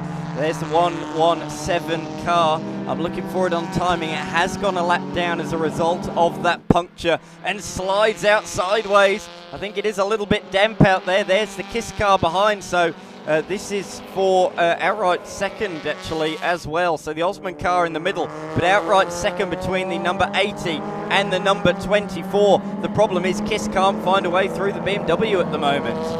Starts raining more heavily though. He could be in a really good position. The all-wheel drive Mitsubishi Evo on critically treaded tyres, whereas Jason Miller, the race leader, is on slick. So a bit more rain on the number 24 car is going to be right in contention for outright victory, as we say that they're 3 wide on the exit of turn number 8. They all know that this is the business end of the motor race. It's elbows out. It's fighting hard for track position at this point. And this on screen right now is the battle for second position outright. Alex Holtzel has it at the moment, but Matthew Kiss right on his tail. And Kiss will have the all-wheel drive traction to punch hard out of the slower corners. That advantage will only become bigger and bigger if the rain gets heavier. Yeah, it certainly will. And there it goes. The position has been changed in the straight line, but they're both going to be out-dragged by the Benny Tran car that comes flying past. At the end of the straight, though, the Evo has the legs on the BMW. It claims the place back. So there we go.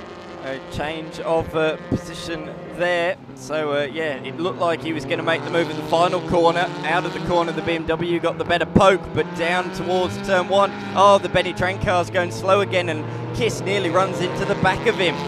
So Kiss has taken second place from Holtzel. down towards turn number 1. But yes, nearly gets involved in an accident with Benny Tran out there on the circuit. Just watching the progress of that number 86 Harrison and Copeman Mazda MX-5, so it's past about half the field worth of traffic at the moment, but still has a lot of cars to get through before it can be up contending for an outright podium finish. But still plenty of time to go in this race. We've still got 10.5 laps remaining. We know that that car has got pace to burn. It's been one of the fastest cars here tonight. Margin is 19 seconds officially, but he'll be losing more time trying to navigate this traffic. Again, through they go, through the middle sector of the lap. The cars just keep coming, don't they? Oh, the KISS car squeezed out wide there by the BMW. So there's been a mistake, I think, from KISS. Has he fallen back behind Hodsall, or what's happened there? I think the BMW is just trying to unlap himself. No, KISS remains in position number 2. I had a bit of a fright, but no, we are still as they were. It's just there's that many cars now in between KISS and Hodsall. As we can see a bit of the rain on the windscreen. It's just spitting, although it always looks worse, doesn't it, at very high speed, particularly down here at turn number 1. But yeah, it's weird to see KISS being overtaken by quite a few cars, however still retaining second position. That's just a lot of the front runners from earlier in the race unlapping themselves that have had issues and problems throughout this 300-kilometre journey. But we're into the final 10 laps now, into the final 39 kilometres of this race. As they swing it through turn number 2, there's another one of the BYP cars that's had issues in this race, the 818 machine attacking the Porsche 944, which itself has had a lot of problems. Out in front, Miller leads by 11.3 seconds, but we are looking at Copeman, who has gone through once again and remains 19 seconds behind. And he's about to catch Hodsall as well, so the Copeman-Harrison car is now right in contention for an outright podium. Here he comes up the inside on the run into turn number 6. Job done. That is the spot gain there for Harrison Cooper. There is absolutely flying at the moment, and that car is now up into an outright podium position. Yeah, remember this car was a lap down just before the safety car. It managed to get itself back on the lead lap. I said at the time that was crucial, because if there was a late race safety car, it would come back into contention, and that's exactly what has happened. The MX-5 is now a legitimate third position, and now is right towards the pointy end of the traffic as well. It doesn't have too many more cars to negotiate. The race leader is going into turn number 1. The MX-5 is coming out of the final corner, so they are separated by the length of the pit straight as KISS comes in. Oh no! What's happened here? Oh, it's a drive-through penalty. I just saw the black flag on pit straight, which has now been pulled back in. So some sort of infringement for car number 24, and it's a drive-through penalty for Matthew KISS. That is going to take him off the podium with the field being so tightly bunched. I recall to the pits. He came out of the pits when cars were coming through, and you said, Lockie, oh, he must have a green light. He must be allowed to rejoin. We both expected him to rejoin at the tail of the queue, and he rejoined midway through the queue. So that, I think, is what the drive-through is for. I think he left the pits when the flag was red at the end of pit lane. What an absolute disaster. How far is it going to drop him? The answer is down to position number 6. In fact, he still continues to tumble. That is absolutely murdered his chances. No, the more Wazir tyre car. problems for Tom Shaw and Zach Wazir. So second tyre failure for that time tonight. We're hearing that the rain is becoming a bit more consistent in pit lane, so those drivers on slicks, they'll be okay at the moment, provided they can maintain tyre temperature and they stay in the groove, but it's going to be treacherous track conditions for the final 8.5 laps of this race. Oh, certainly is. This benefits this car, I believe, Lockie. All-wheel drive Mitsubishi Evo. There's been one wet Sydney 300 in the past, and what car won it? A Mitsubishi Evo. Doesn't this bode well? all-wheel drive is going to play a factor potentially in the closing stages of this race. And let's not forget, the Mazda MX-5, I've said all race long, is very taily, very loose, and looks difficult even in bone-dry conditions. The lap times have dropped significantly. It was a 1 minute 50.4 that time around for Jason Miller, so that shows you how much the track conditions will have deteriorated. Remember, even though it's all-wheel drive, that car is on slick tyres. Some of the other cars in the top three are on wets. And look at that, have the Harrison Copeman car a 1 minute 42.6, so almost 8 seconds quicker was the second place Mazda MX-5 that time around. The margin is down to 11.1 seconds with 8 laps remaining. Jason Miller can't afford to be giving away those chunks of time this late in the race if he wants to win.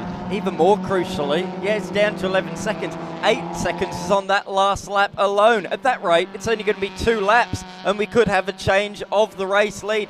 Jason Miller is at the front of the field. He is the pioneer out there, but he has to try and brave these conditions, try and get through as best he can, because this car is not just coming like a car catching him, he's coming like a train at the moment. This is a nail-biting finish to this race. Look at this Evo. He is not comfortable out there on the circuit. He's just exited turn number 8, and look at the Mazda. They're now in the same car shot, everybody, with 7 laps to go. The Mazda is catching, and at this rate will comfortably catch the Miller car with a couple of laps to go. Hasn't this race turned on its head in the last 10 minutes, all because of the late race safety car?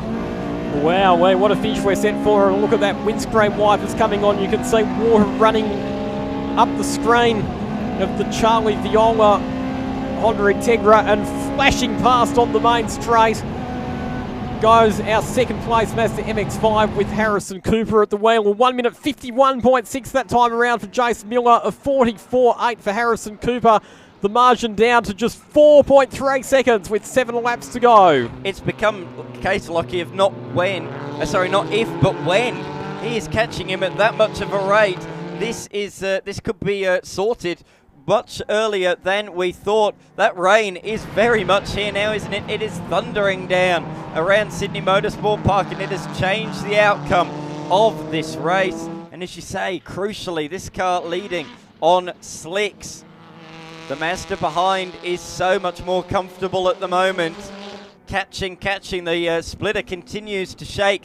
Man, it's been dealt a hard hand though. Let's not forget, it pitted for its 5-minute stop under green flag conditions. It has not been smooth sailing for the Mazda MX-5, but he's there now, and we can see the rain hammering down. Here we go to the hairpin turn number 8.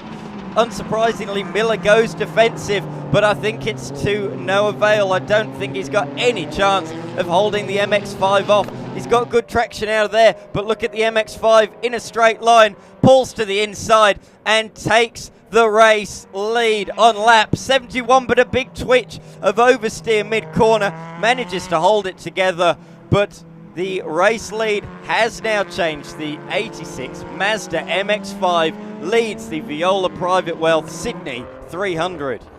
Wow, what a finish to this motor race. We knew that it was going to be something spectacular, and it has well and truly delivered. There he comes across the line. Harrison Cooper now officially scored as the race leader in the Viola Private Wealth Sydney 300. A minute 45.5 for him that time around. A minute 50.8 for Jason Miller. So when you've got that sort of pace advantage on board, like you say, it's going to be a case of when, not if, you make the passing manoeuvre.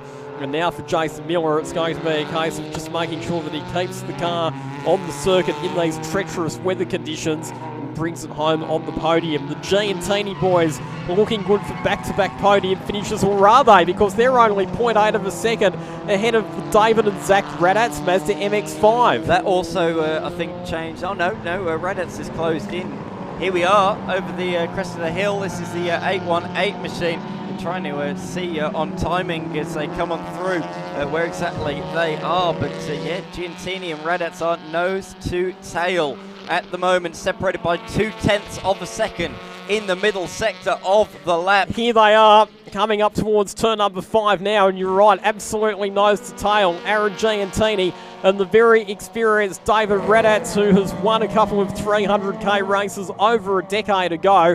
One of them was the Wakefield 300 in 2010, which was held in soaking wet weather conditions. We know that the MX-5s are so good when the weather starts getting a little bit treacherous.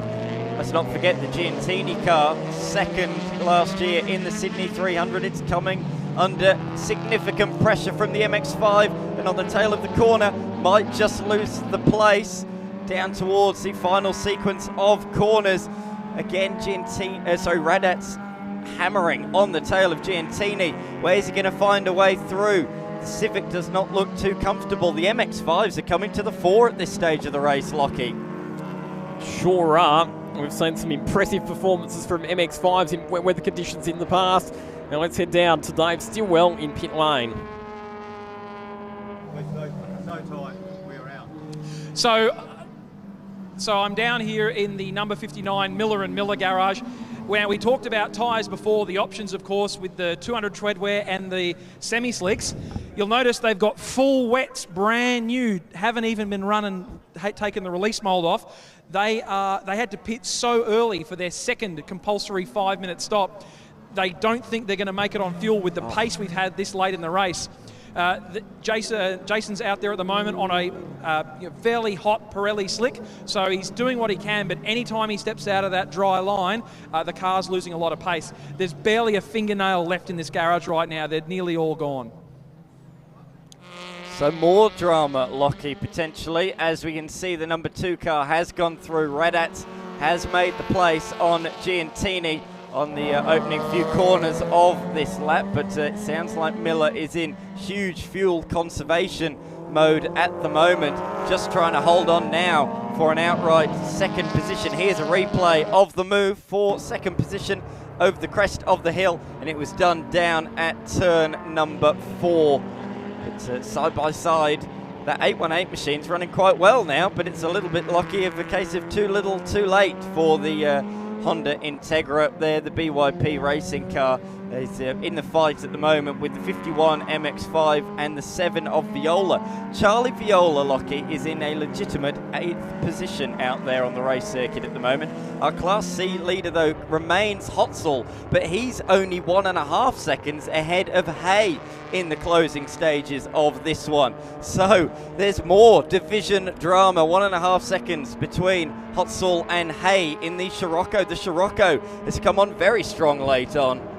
They've been a giant killer in this race, haven't they? They've tripped up on it quietly, and they've been a real surprise packet, emerging in the lead pack and in contention when it counts most of all, as we see Giantini coming back at Radatz. The two cars will run side by side in the braking zone to turn number 2 with Radatz on the defensive. All of those years of experience being put to good use as he keeps the Giantini machine at bay. Here we go. Here is the replay of the pass.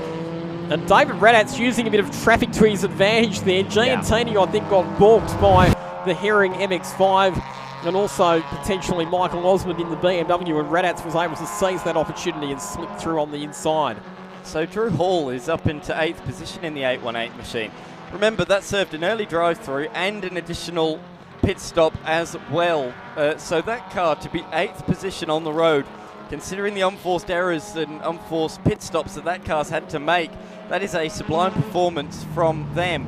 And as you say, back inside the top 8, but it's a little bit too little too late for that car. Without the issues, probably would have been a real contender for the race victory here tonight. He's moved through Charlie Viola in the last couple of corners, and his next target is the number 24 machine of Kiss, as Copeman continues to move up and down. The timing, of course, being done manually. But Hall up to 7th. He is now, though, quite a significant margin behind Kiss in the 24. Just noticed that Jason Miller went disappearing down the timing as well, all the way back down to 31st position. Wondering if that's a penalty that they've imposed on that car, because it's now dropped about 5 laps off the pace. Now, the 5-lap penalty is something that can be imposed, and if that's the case, then that might explain why that car's gone disappearing down the timing. We'll have to wait on some clarification about that after the race finishes, but right now the timing showing that Miller has dropped off the podium. The Radats is now up to second position outright. We've got 2.5 laps remaining. Jackson Copeman and Harrison Cooper continuing to lead the way. I'm just trying to look at what you've just seen in the timing. So Jason Miller, yeah, as you say, exactly 5 laps down. I don't think that's a coincidence. 5-lap penalty is either for a failure to complete the CPS correctly, that's the compulsory pit stop correctly, or within the pit stop window. So failing to do it correctly or within the allocated time, you've got to do it between lap 10 and lap 70. The other reason for a 5-lap penalty is spilling fuel during refueling. Those are the 2 reasons, as the number 3 car is in the lane of Ian Joyce and Scott Tidyman. This obviously not a compulsory pit stop with just 3 laps remaining, and he's jumping out of the car. That's a shame this close to the end. Well, I think the same penalty's now been applied to the number 86 car as well, because it has been relegated all the way back down the order for the same reason. Oh, can you believe it? I think there's going to be a bit of controversy when we get to the end of this race. Could have been the Radats as winning this thing tonight. Unbelievable. That would be absolutely remarkable, wouldn't it? So the fight that we saw with Giantini, which we called for position number 3 at the time for Division B Honours, might actually be for the outright victory. What on earth is happening late in this race with these 5-lap penalties? So it's Radats now from Giantini. The margin has come back down a little bit, 1.1 seconds. And that Evo's not running quickly either, Lockie. The 59's got a problem. It's lights out, it's power out. I think it's rolling around at the moment. It is not looking healthy. So this race, they looked certain victory. 10 laps to go. And it's gone so wrong, so quickly. And it is going to pull over to the side of the track and potentially retire from this race. It's out of juice, Lockie. He's shaking it, trying to get some fuel in the pipeline. They gambled, they elected to stay out, and it has backfired. That car has ran out of juice. Wowee. What a dramatic finish to this motor race. Hard to know where to look, isn't it? Hard to be able to understand exactly what's going on, but we believe, based on all of the information that we've got available to us, that this car on screen right now, the number 2 Mazda MX-5 of David and Zach Radats, is the race leader with just over a lap remaining by 1.4 seconds from Matthew and Aaron Giantini. It's quite remarkable what we've seen in the last few laps of this race. Both of the Division A class cars getting 5-lap penalties, and it allows these two to fight up the front. Giantini, are we going to see for a 3rd straight 300 and a 2nd straight here in Sydney, the number 13 Civic come home as the bridesmaid? They don't want that again. They've got the silver medal enough times. They want gold, and they're going to throw everything at it on the final lap of this race. The Evo's back going again, but the question is for how long, because that is slowing down once again around turn number 4. Through go the race leaders onto the pit straight to commence their final lap of the race. There they are, 1 and 2 on the screens. The MX-5 from the Honda Civic. The margin as they start the final lap, officially 1.636 seconds. And the windscreen wipers are really going again. Confirmation that our race leaders have commenced their last lap. And consider this. Last time David Radats won a 300-kilometre endurance race was the Winton 300 in 2011. It has been almost 14 years since the last time David Radats stood on the top step of the podium in one of these 300-kilometre endurance races. He and Shane Otten came so close to winning the Winton 300 again in 2014. A heartbreaking mechanical failure took it away from them late. And since then, David Radats, well, he's battled with reliability issues and various other challenges. He's taken some time out of motorsport, only got back into it to co-drive with his son.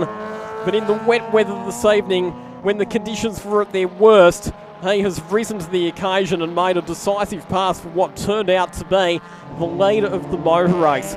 It's no coincidence that other teams have been penalised, fallen foul of the regulations. And this team, the MX5 Mania squad, which has had so much experience in those 300 kilometre endurance races over such a long period of time, has risen to the fore. Not only have the two drivers driven superbly, but the team has performed when it's counted, executed their pit stops to perfection, and put in a stellar all-around performance.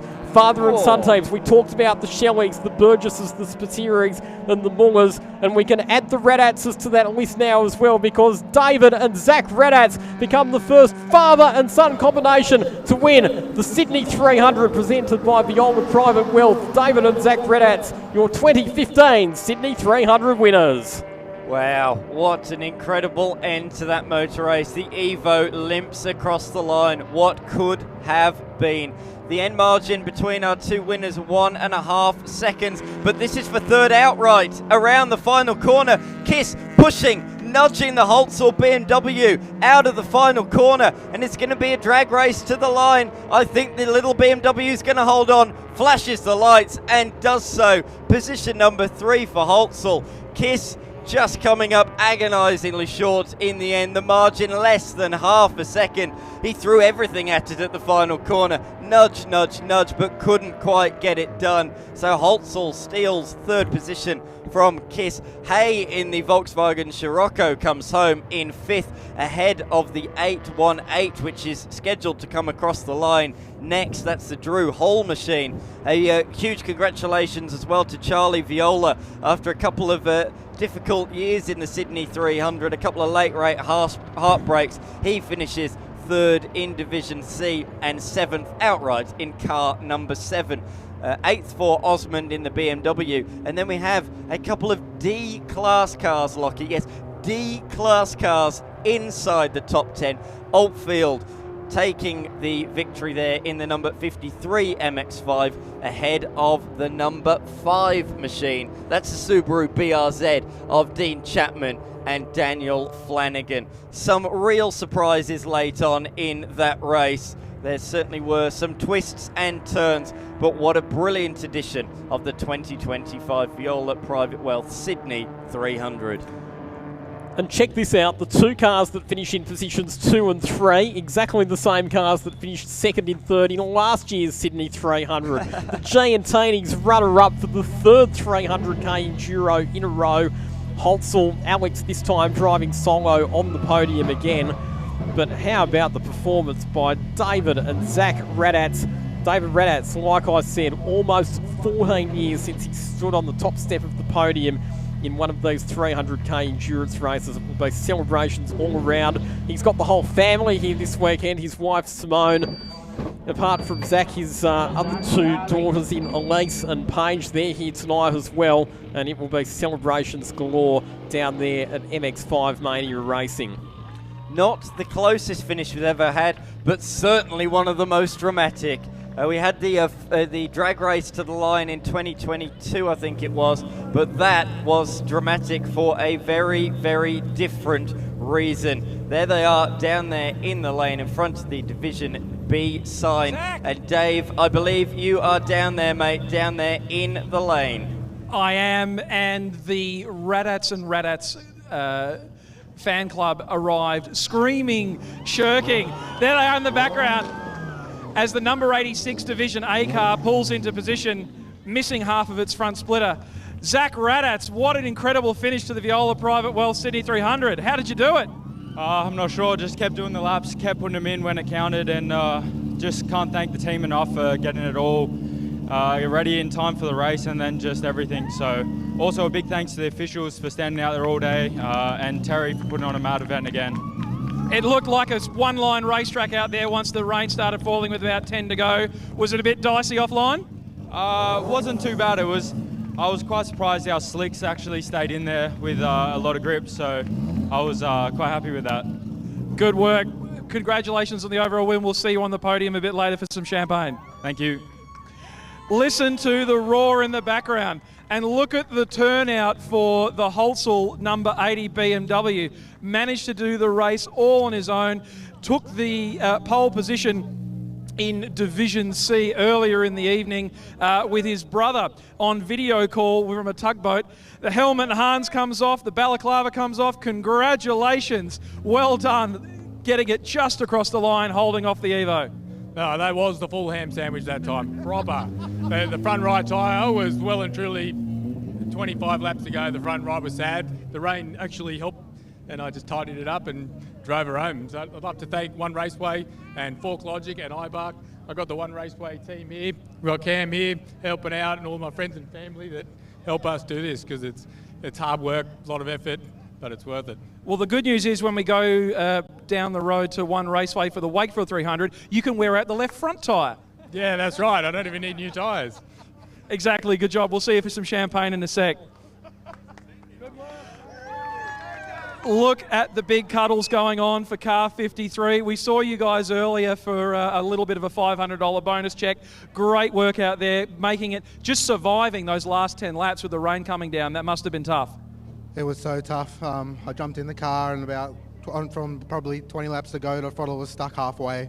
And then the rain came, so I was dipping the clutch to keep the car straight. If I braked with the clutch out, it would just bear me straight off the corner. I had cars all around me. It was super, super stressful. I can't believe I kept it on the track. Well, I'll let you take a breath and we'll have a chat to the driver that started the race. So what can we expect from this car going forward with a couple more 300 races to go for the rest of the year? Can we see some more class-winning performances? I hope so. I want to go back to Winton. I didn't get any race laps last year, so very keen to take this down there and see how it goes down there. So I've got unfinished business at Winton. I don't know if I get Ben to go down, but I want to. Well, the good news is you've got a couple of months to plan. Great work. We'll see you for some champagne. Let's have a look at our Division E winner, the Lendrive. The Lendrive Veloster. You made it to the end. Not the sweetest story for the team car, of course, the i30N having to pull out with clutch issues, but you got the Veloster home in the end. Great job. Yeah, thank you, man. That's back-to-back now, and it feels pretty good, to be honest. So, yeah, the first time was a bit, was that just a fluke? And now we're able to do it back-to-back, and it's quite exciting. That's awesome. Great job in Division E. And, of course, thank you so much to Lendrive, of course, being a partner of your team and a partner of us, shining us all with lots of checks for division positions and division poles. Thank you, man. Thank you. Let's go down and check out what happened. Again, with 10 laps to go, it was looking like it was going to be a Division A car that took out Division A. And then, of course, the rain came. And so now we were in and out of your garage quite a bit. And you're missing half the splitter, so it's not vibrating anymore, but you made it to the end. Yeah, no, it was it was a lot of vibration going on at the front, but towards the end of the race with the weather, it was good. Didn't have to use it so much, but we're stoked. At what point in the race did you think this was possible? I think obviously we had heaps of trouble this morning, unfortunate incident in practice. And I think after Jackson got in the car and did an awesome stint through the middle of the race, just kept it straight, really consistent, and then got in the car and I thought this could be us. So. To finish first you must finish. Sorry, it's a little hard to hear myself in the background, in the foreground. But again, great job. We'll see you for some champagne soon. Can't wait, I'm thirsty. That's the interviews with your 5 division winners in the Viola Private Wealth Sydney 300. Fairly soon, we'll be going through all the divisions, all the outright place winners, and of course, the best part of the night, a refreshing beverage is sprayed across the crowd to celebrate an epic installment in grassroots endurance racing. Yeah, thank you very much, Dan. And yes, it is now time for the podium presentation for the 2025 Viola Private Wealth Sydney 300. We're going to start with our outright podium tonight, coming home in 3rd place outright, making a bit of habit of being on the podium for these 300k endurance races. Would you please put your hands together for Aaron and Matthew Giantini.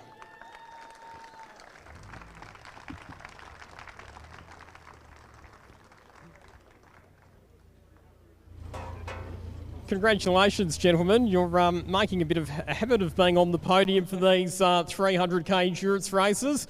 If everything was thrown at you tonight, how did the race unfold from your perspective?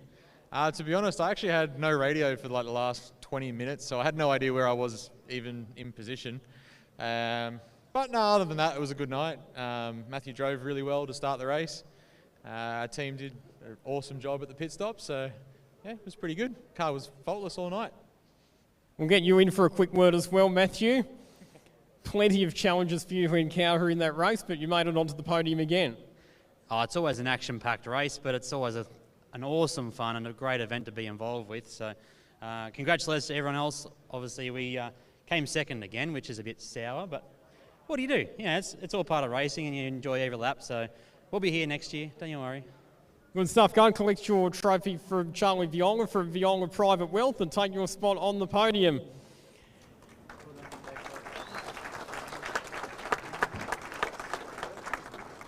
Our runners-up tonight, what a fantastic performance, particularly in those challenging weather conditions that we had. Hang on, there we go. So our runners-up tonight, and a particularly superb performance in those challenging weather conditions that we had at the end. That's the family team. They've been a staunch supporter of these 300k endurance races. Would you please congratulate David and Zach Radatz?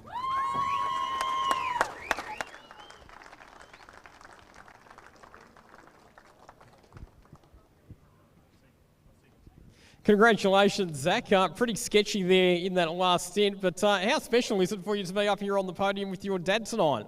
Yeah, it's pretty good. I ended up doing the whole race tonight, so yeah, I don't know, the last stint I was just out of it a bit. I didn't know what was going on. We didn't have any like proper communications, so we just got a couple instructions, just drive hard. So that's all I did. When I come in, we got told that we were the winner, but I don't know what's happened there, so second tonight. Yeah, we'll get to that soon. There was a penalty that was applied and then withdrawn, but second place, still an outstanding result. Grab your trophy from Charlie, jump up onto the podium, and we'll now welcome our outright race winners. Had a very fast car tonight, had to fight their way back up through the field after the pit strategy backfired a little bit. Let's get them up here though. Our outright winners, the Viola Private Wealth Sydney 300 for 2025. Give a big round of applause for Jackson Copeman and Harrison Cooper.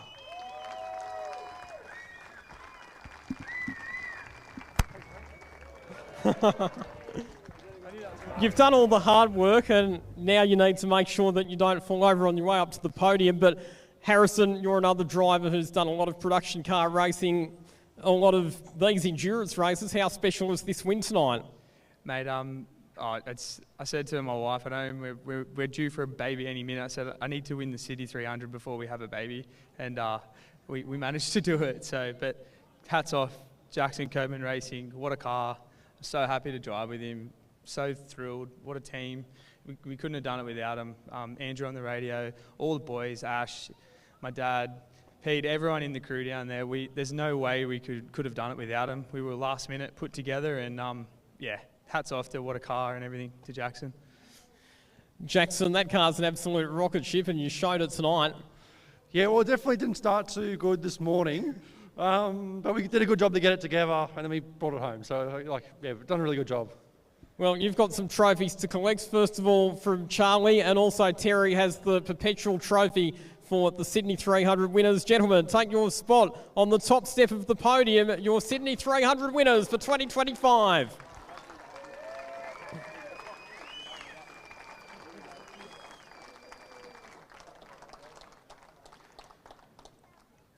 All right, what we'll now get you to do is vacate the podium, please, gentlemen, because now what we're going to do is we're going to present some class trophies. Sorry, apologies for the microphone dropping out again.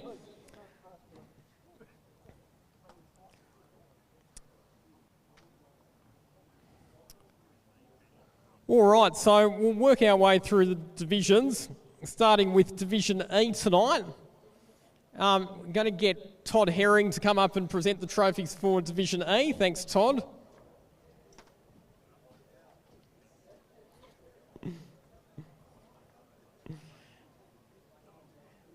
And in third place for Division E, it's one of our 300 veterans. Great to see him up here on the podium, Parry Anastakis, and his co-driver, John Taylor.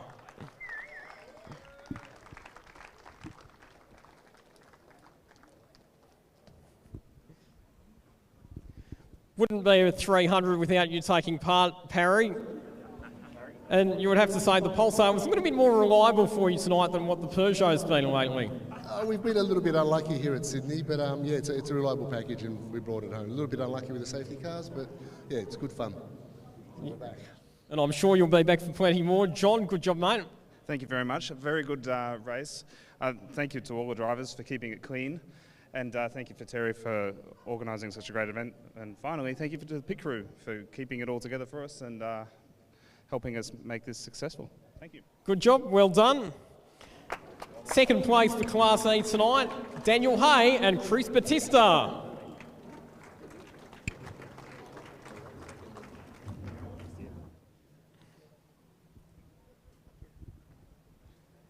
Came down from Queensland and you would have to say, well worth the trip. Yeah, it has been, yeah.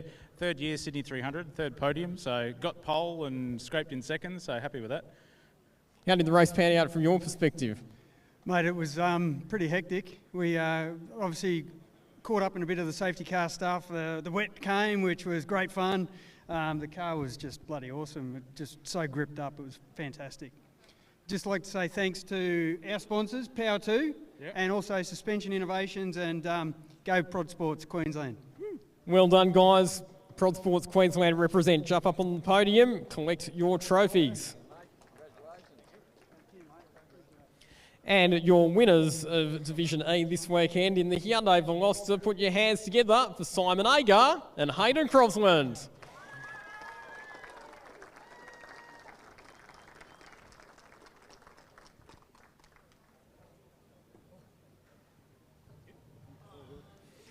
The Hyundai Veloster delivers again.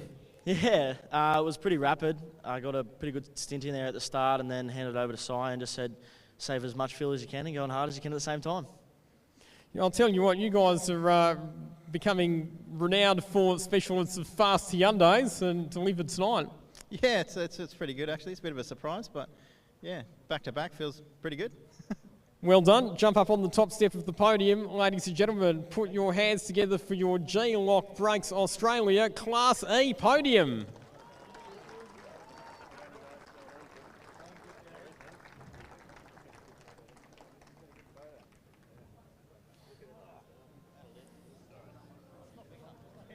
Pause for a quick photo.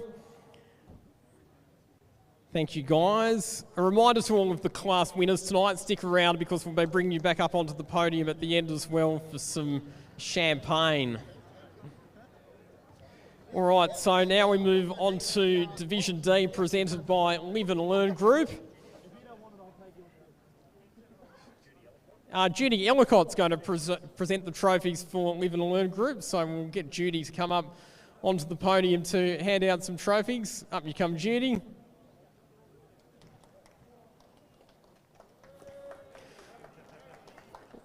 All right, let's get into it. Starting with third place for Class D in the BMW E36 for Pinnacle Automotive Racing, Marcus Rumler and David Cruiser.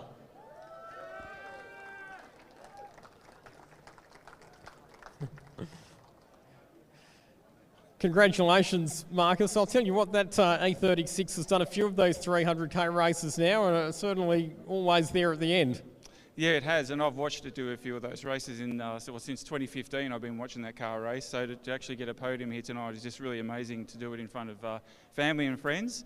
Yeah, just an epic race for us, and David just drove superbly well to get us up right at the pointy end before the pit stop, and yeah, this is just an amazing result, so I couldn't ask for anything better, and it's so great to have our dearest and friends and family here watching us, so yeah, it's a fantastic night. And David, you've collected a few trophies for these 300s, both outright and class trophies. Add another couple to the collection tonight. Yeah, absolutely. I had a ball tonight, and thank you to Marcus for letting me drive his car, and thank you to all the other competitors. Some really good, clean racing, and I'd like to thank Terry and all the crew as well for organising like a well-oiled event. It's always fun to come out here and race, and yeah, thanks again. All right, jump over, collect your trophies from Judy, and jump up on the podium. In second place for Class D for fifth gear motoring, would you please congratulate Dean Chapman and Daniel Flanagan.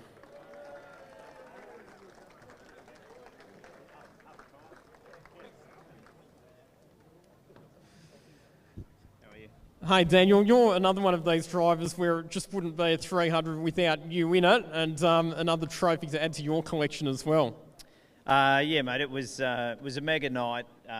Some rain at the end there to spice things up, and you're right, I've been around a long time, so to come back, I didn't have a great year last year, so to come back and get back in the car this year and be able to race and finish second with Dino was awesome.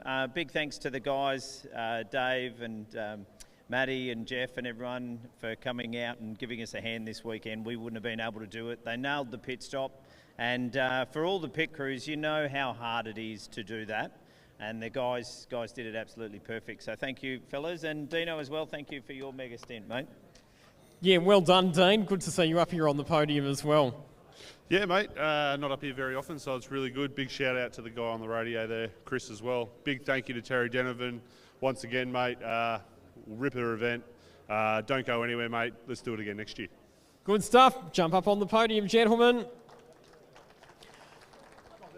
And your Live and Learn Group Class D winners tonight, would you please make welcome on the podium Ben Oldfield and Jamie Martin.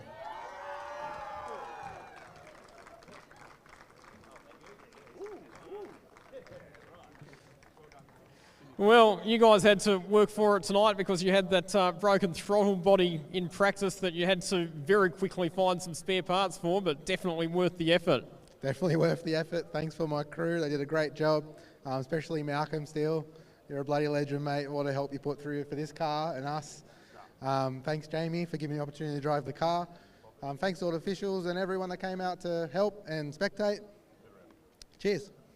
And Jamie, when I caught up with you after practice, you were a bit nervous about whether you were going to get the car fixed in time. Not only did you get it fixed, but you got it fixed well enough to win your class. Yeah, best case scenario. Yeah, great result. I just want to echo Ben's thoughts and thank Malcolm.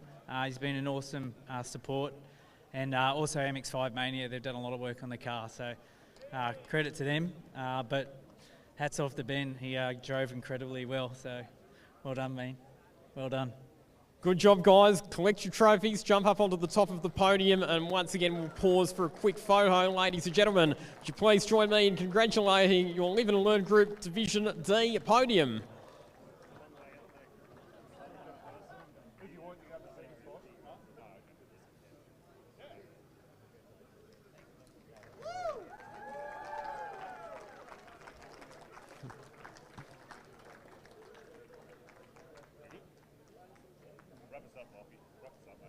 All right, thank you guys. Head on down. We'll move on to Division C, which presented by Exclusive Switchboards tonight.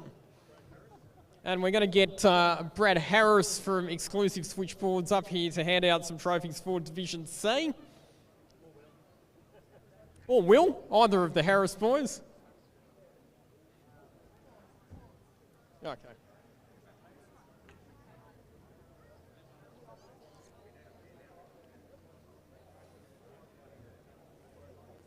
We do have Brad coming up for these ones.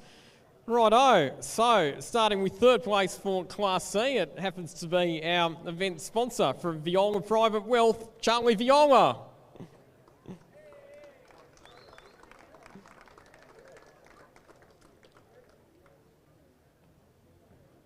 Congratulations, Charlie, well done. Not only a podium in Class C, but a fantastic top 10 outright result as well. Yeah, thanks, mate. It's an incredible outcome given where we were today.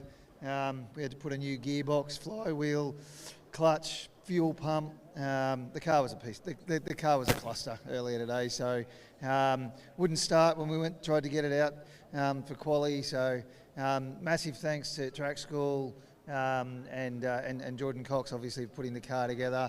But then, just in terms of the whole event, massive thanks to MRA, Terry Denovan, all the officials, and everybody for coming out and doing this.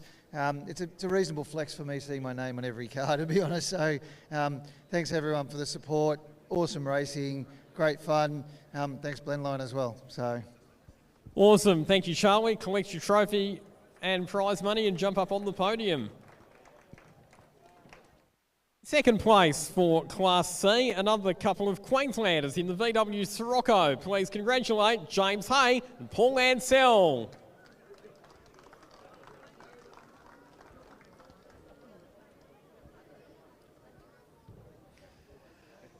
Congratulations, gentlemen. And I'll tell you what, you were the quiet achievers tonight, stayed out of trouble and found yourself right up the point here when it counted. Yeah, I guess consistency helps. We definitely weren't the fastest, but yeah, we were there at the end and yeah, pretty happy. At VW Sirocco, definitely the giant killer of the field. Yeah, thanks, Lockie. We've had some good success in this car. We've come off second place at about the 6 hour, and to turn up this weekend with minimal preparation and come home second was a great result. So yeah, we're thrilled. Cars for sale, by the way. Well, I think you've advertised in the best possible way. Collect some trophies, jump up on the podium, guys. And your winner of Division C tonight, driving the One Raceway BMW, let's hear it for Alex Holtzell.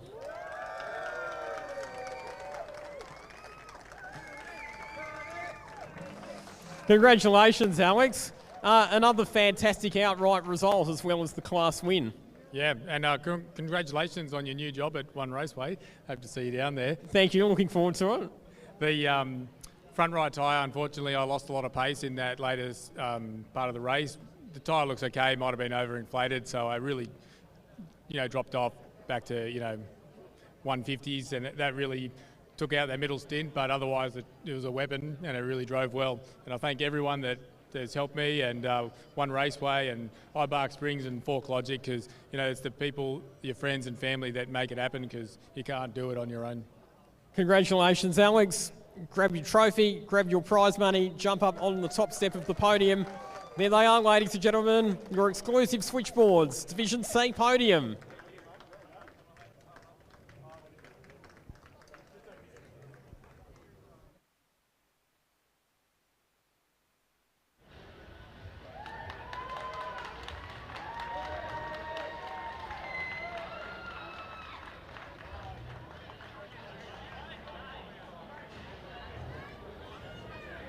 Thanks, guys.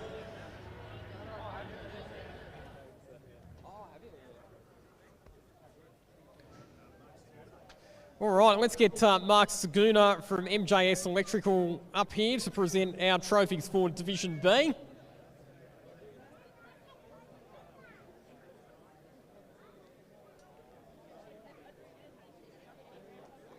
Here he comes.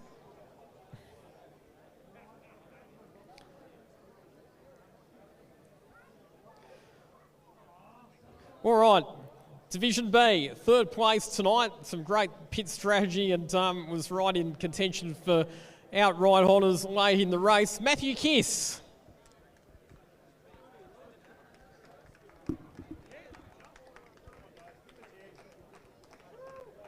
Congratulations, Matthew. Well done. I'll tell you what, staying out late, it looks like a bit of a risk, but it works to your advantage there at the end.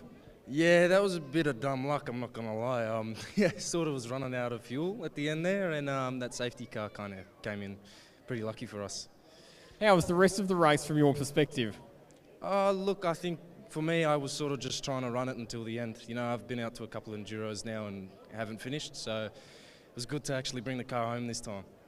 Well done. Your third place tonight, so grab some trophies, jump up on the podium. In second place for Class B tonight, it's the brothers in the Honda Civic, Aaron and Matthew Giantini.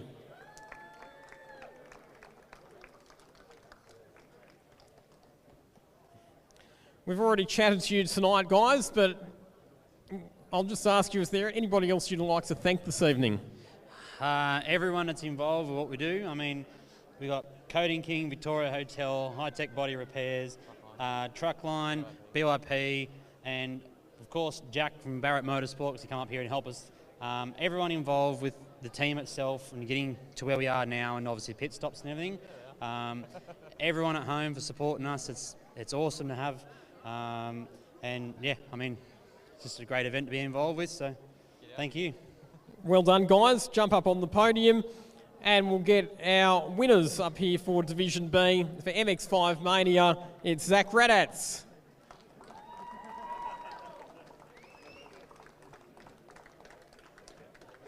Congratulations, Zach. Not the outright win tonight, but a class win still must be pretty sweet. Yeah, it is. It's good. So, yeah, I'd just like to thank everyone that come out and helped us today. All the sponsors that got everything out here as well. MXI Mania, Carbotech and Konig. Yeah, everyone put on a really good show today, so good racing to everyone.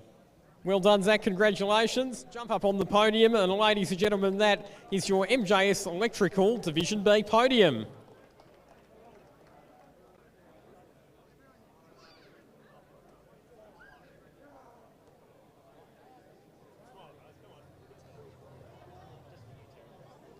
Well done, guys.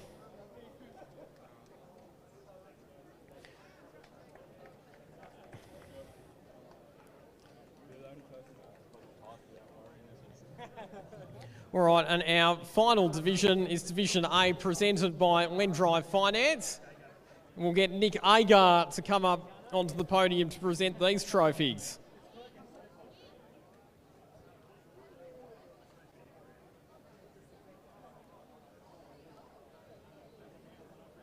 Do we have Nick Agar in the house? There he is. We'll get you to hand out some trophies, mate. And we'll get our Division A podium finishers up here, starting out with, in third place for BYP Racing, Benny Tran and Damon Ashton.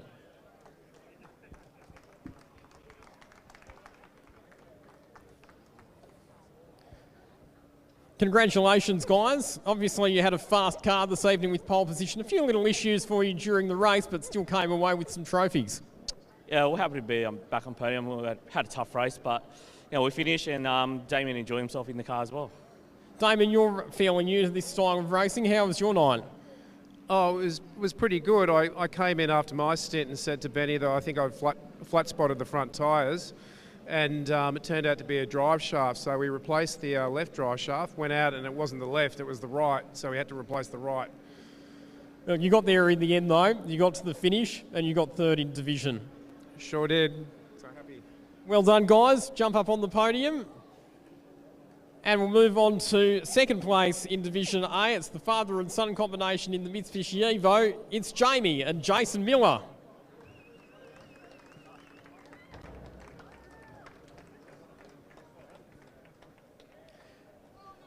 It's looking really, really good for you guys there for a while in terms of an outright result. Didn't quite work your way at the end, but still a very solid performance for both of you. Yeah, thanks, Lockie. Yeah, we were pumping along pretty good, and Jason drove the wheels off it all night. The car's got plenty of speed, a lot more than we had last year, and I worked on that all year. From last year, we wanted to race in Class A, and we did our best tonight, but it just wasn't quite good enough. We were out of fuel with 2 to go. Jason, you always put on a show for us in those 300k endurance races. You did it again for us tonight. How much fun was it for you to be back behind the wheel? Yeah, it was awesome. 2 years away from racing is a long time, so it was really good to get out here past some cars. Had a lot of fun with my team, so quick thanks to our team. So Alvin, Burjo, Mouse, all you guys, Jamie, wouldn't be able to do it without you guys this evening. Also, congratulations to Jackson. Class A car to win with 2 5-minute stops is pretty awesome. So they're driving unreal as well. Well done, guys. Jump up on the podium. And that brings us to our Lendrive Finance Division A winners. And, of course, they are our outright winners as well. Jackson Copeman and Harrison Cooper. Come back on up, guys.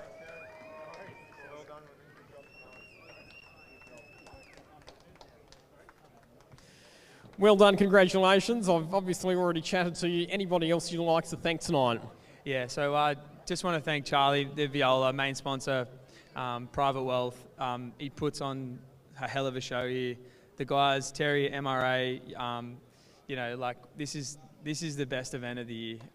You know, you can't do it without all the officials and all the sponsors. So I reckon everyone just give them a round of applause. Thanks very much for all that.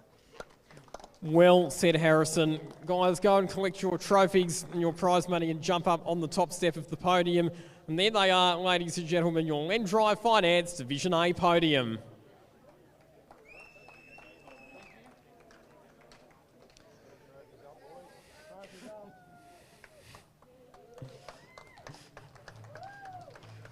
All right, so that completes the formal part of the podium presentation, but what I'm going to ask is for all class winners to please come back up onto the podium. So if you're a class winner, you need to come back up onto the podium, please.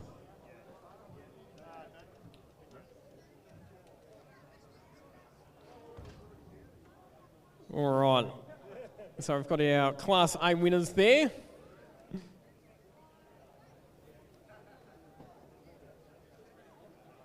We've got Alex Holtz. Will come on up, mate. Probably, yeah, maybe put your phone somewhere safe. Ben and Jamie are coming up. Zach's on his way up. Simon and Hayden, they're coming up. Yep.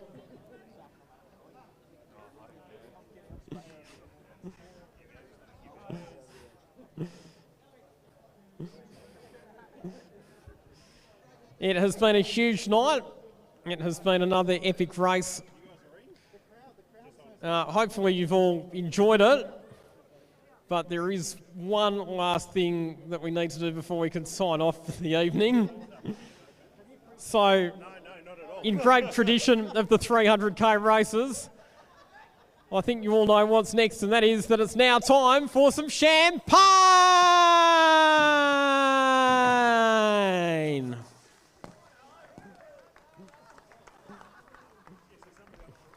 Thanks very much, Lachlan Menzel, for conducting the podium presentations. Oh dear, a bit of a drop of the champagne bottle there. What a brilliant edition that was, the 2025 Viola Private Wealth Sydney 300. Certainly one to remember. So much drama, so much action throughout the 77-lap, 300-kilometre race. From start to finish, you could not look away. Very much looking forward to 2026. But our winners in the end, Jackson Copeman and Harrison Cooper in their Mazda MX-5. It was an absolutely brilliant performance from them to come back through the field. Dave, down to you. Thank you, Dan, and thank you so much to all our volunteer motorsport officials who made this evening and the entire event possible. Without you, we can't go motor racing. My personal thanks to all of the crew at Blendline TV for an incredible broadcast all through the day in very trying conditions. Lachlan, your final thoughts on a day out at Sydney Motorsport Park? Well, another classic edition of a 300k endurance race, wasn't it? A bit of everything, a bit of weather, lots of strategic variation, a little bit of controversy at the end, which definitely kept us on our toes in the commentary box, but all round a deserving podium and collection of class winners. Definitely, and as we stand here amongst a plethora of champagne-choked carbon fibre, steel and aluminium, our thanks to you, all of the viewers who've helped make this an incredible broadcast once again as part of the MRA State Championship. And of course, our thanks to all the class and division sponsors and MRA's primary sponsor for this event and the feature, Viola Private Wealth. Once again was the pinnacle of grassroots endurance racing here in Australia. Signing off from pit lane for Lachlan Mansell, David Stewell, Dan McCarthy in the box. To all of you watching, thank you and good night. This is it. This is the peak of grassroots racing in Australia. This is the Viola Private Wealth Sydney 300.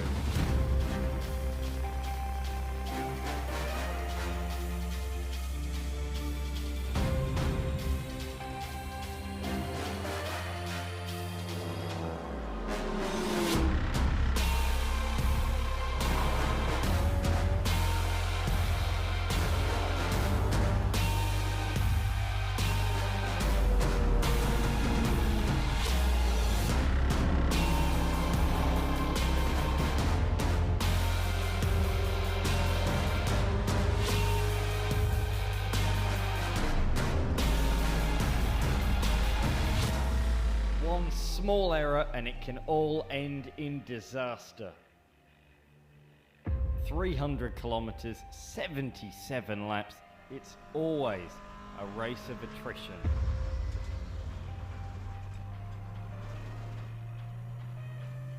It's such a hard race to win.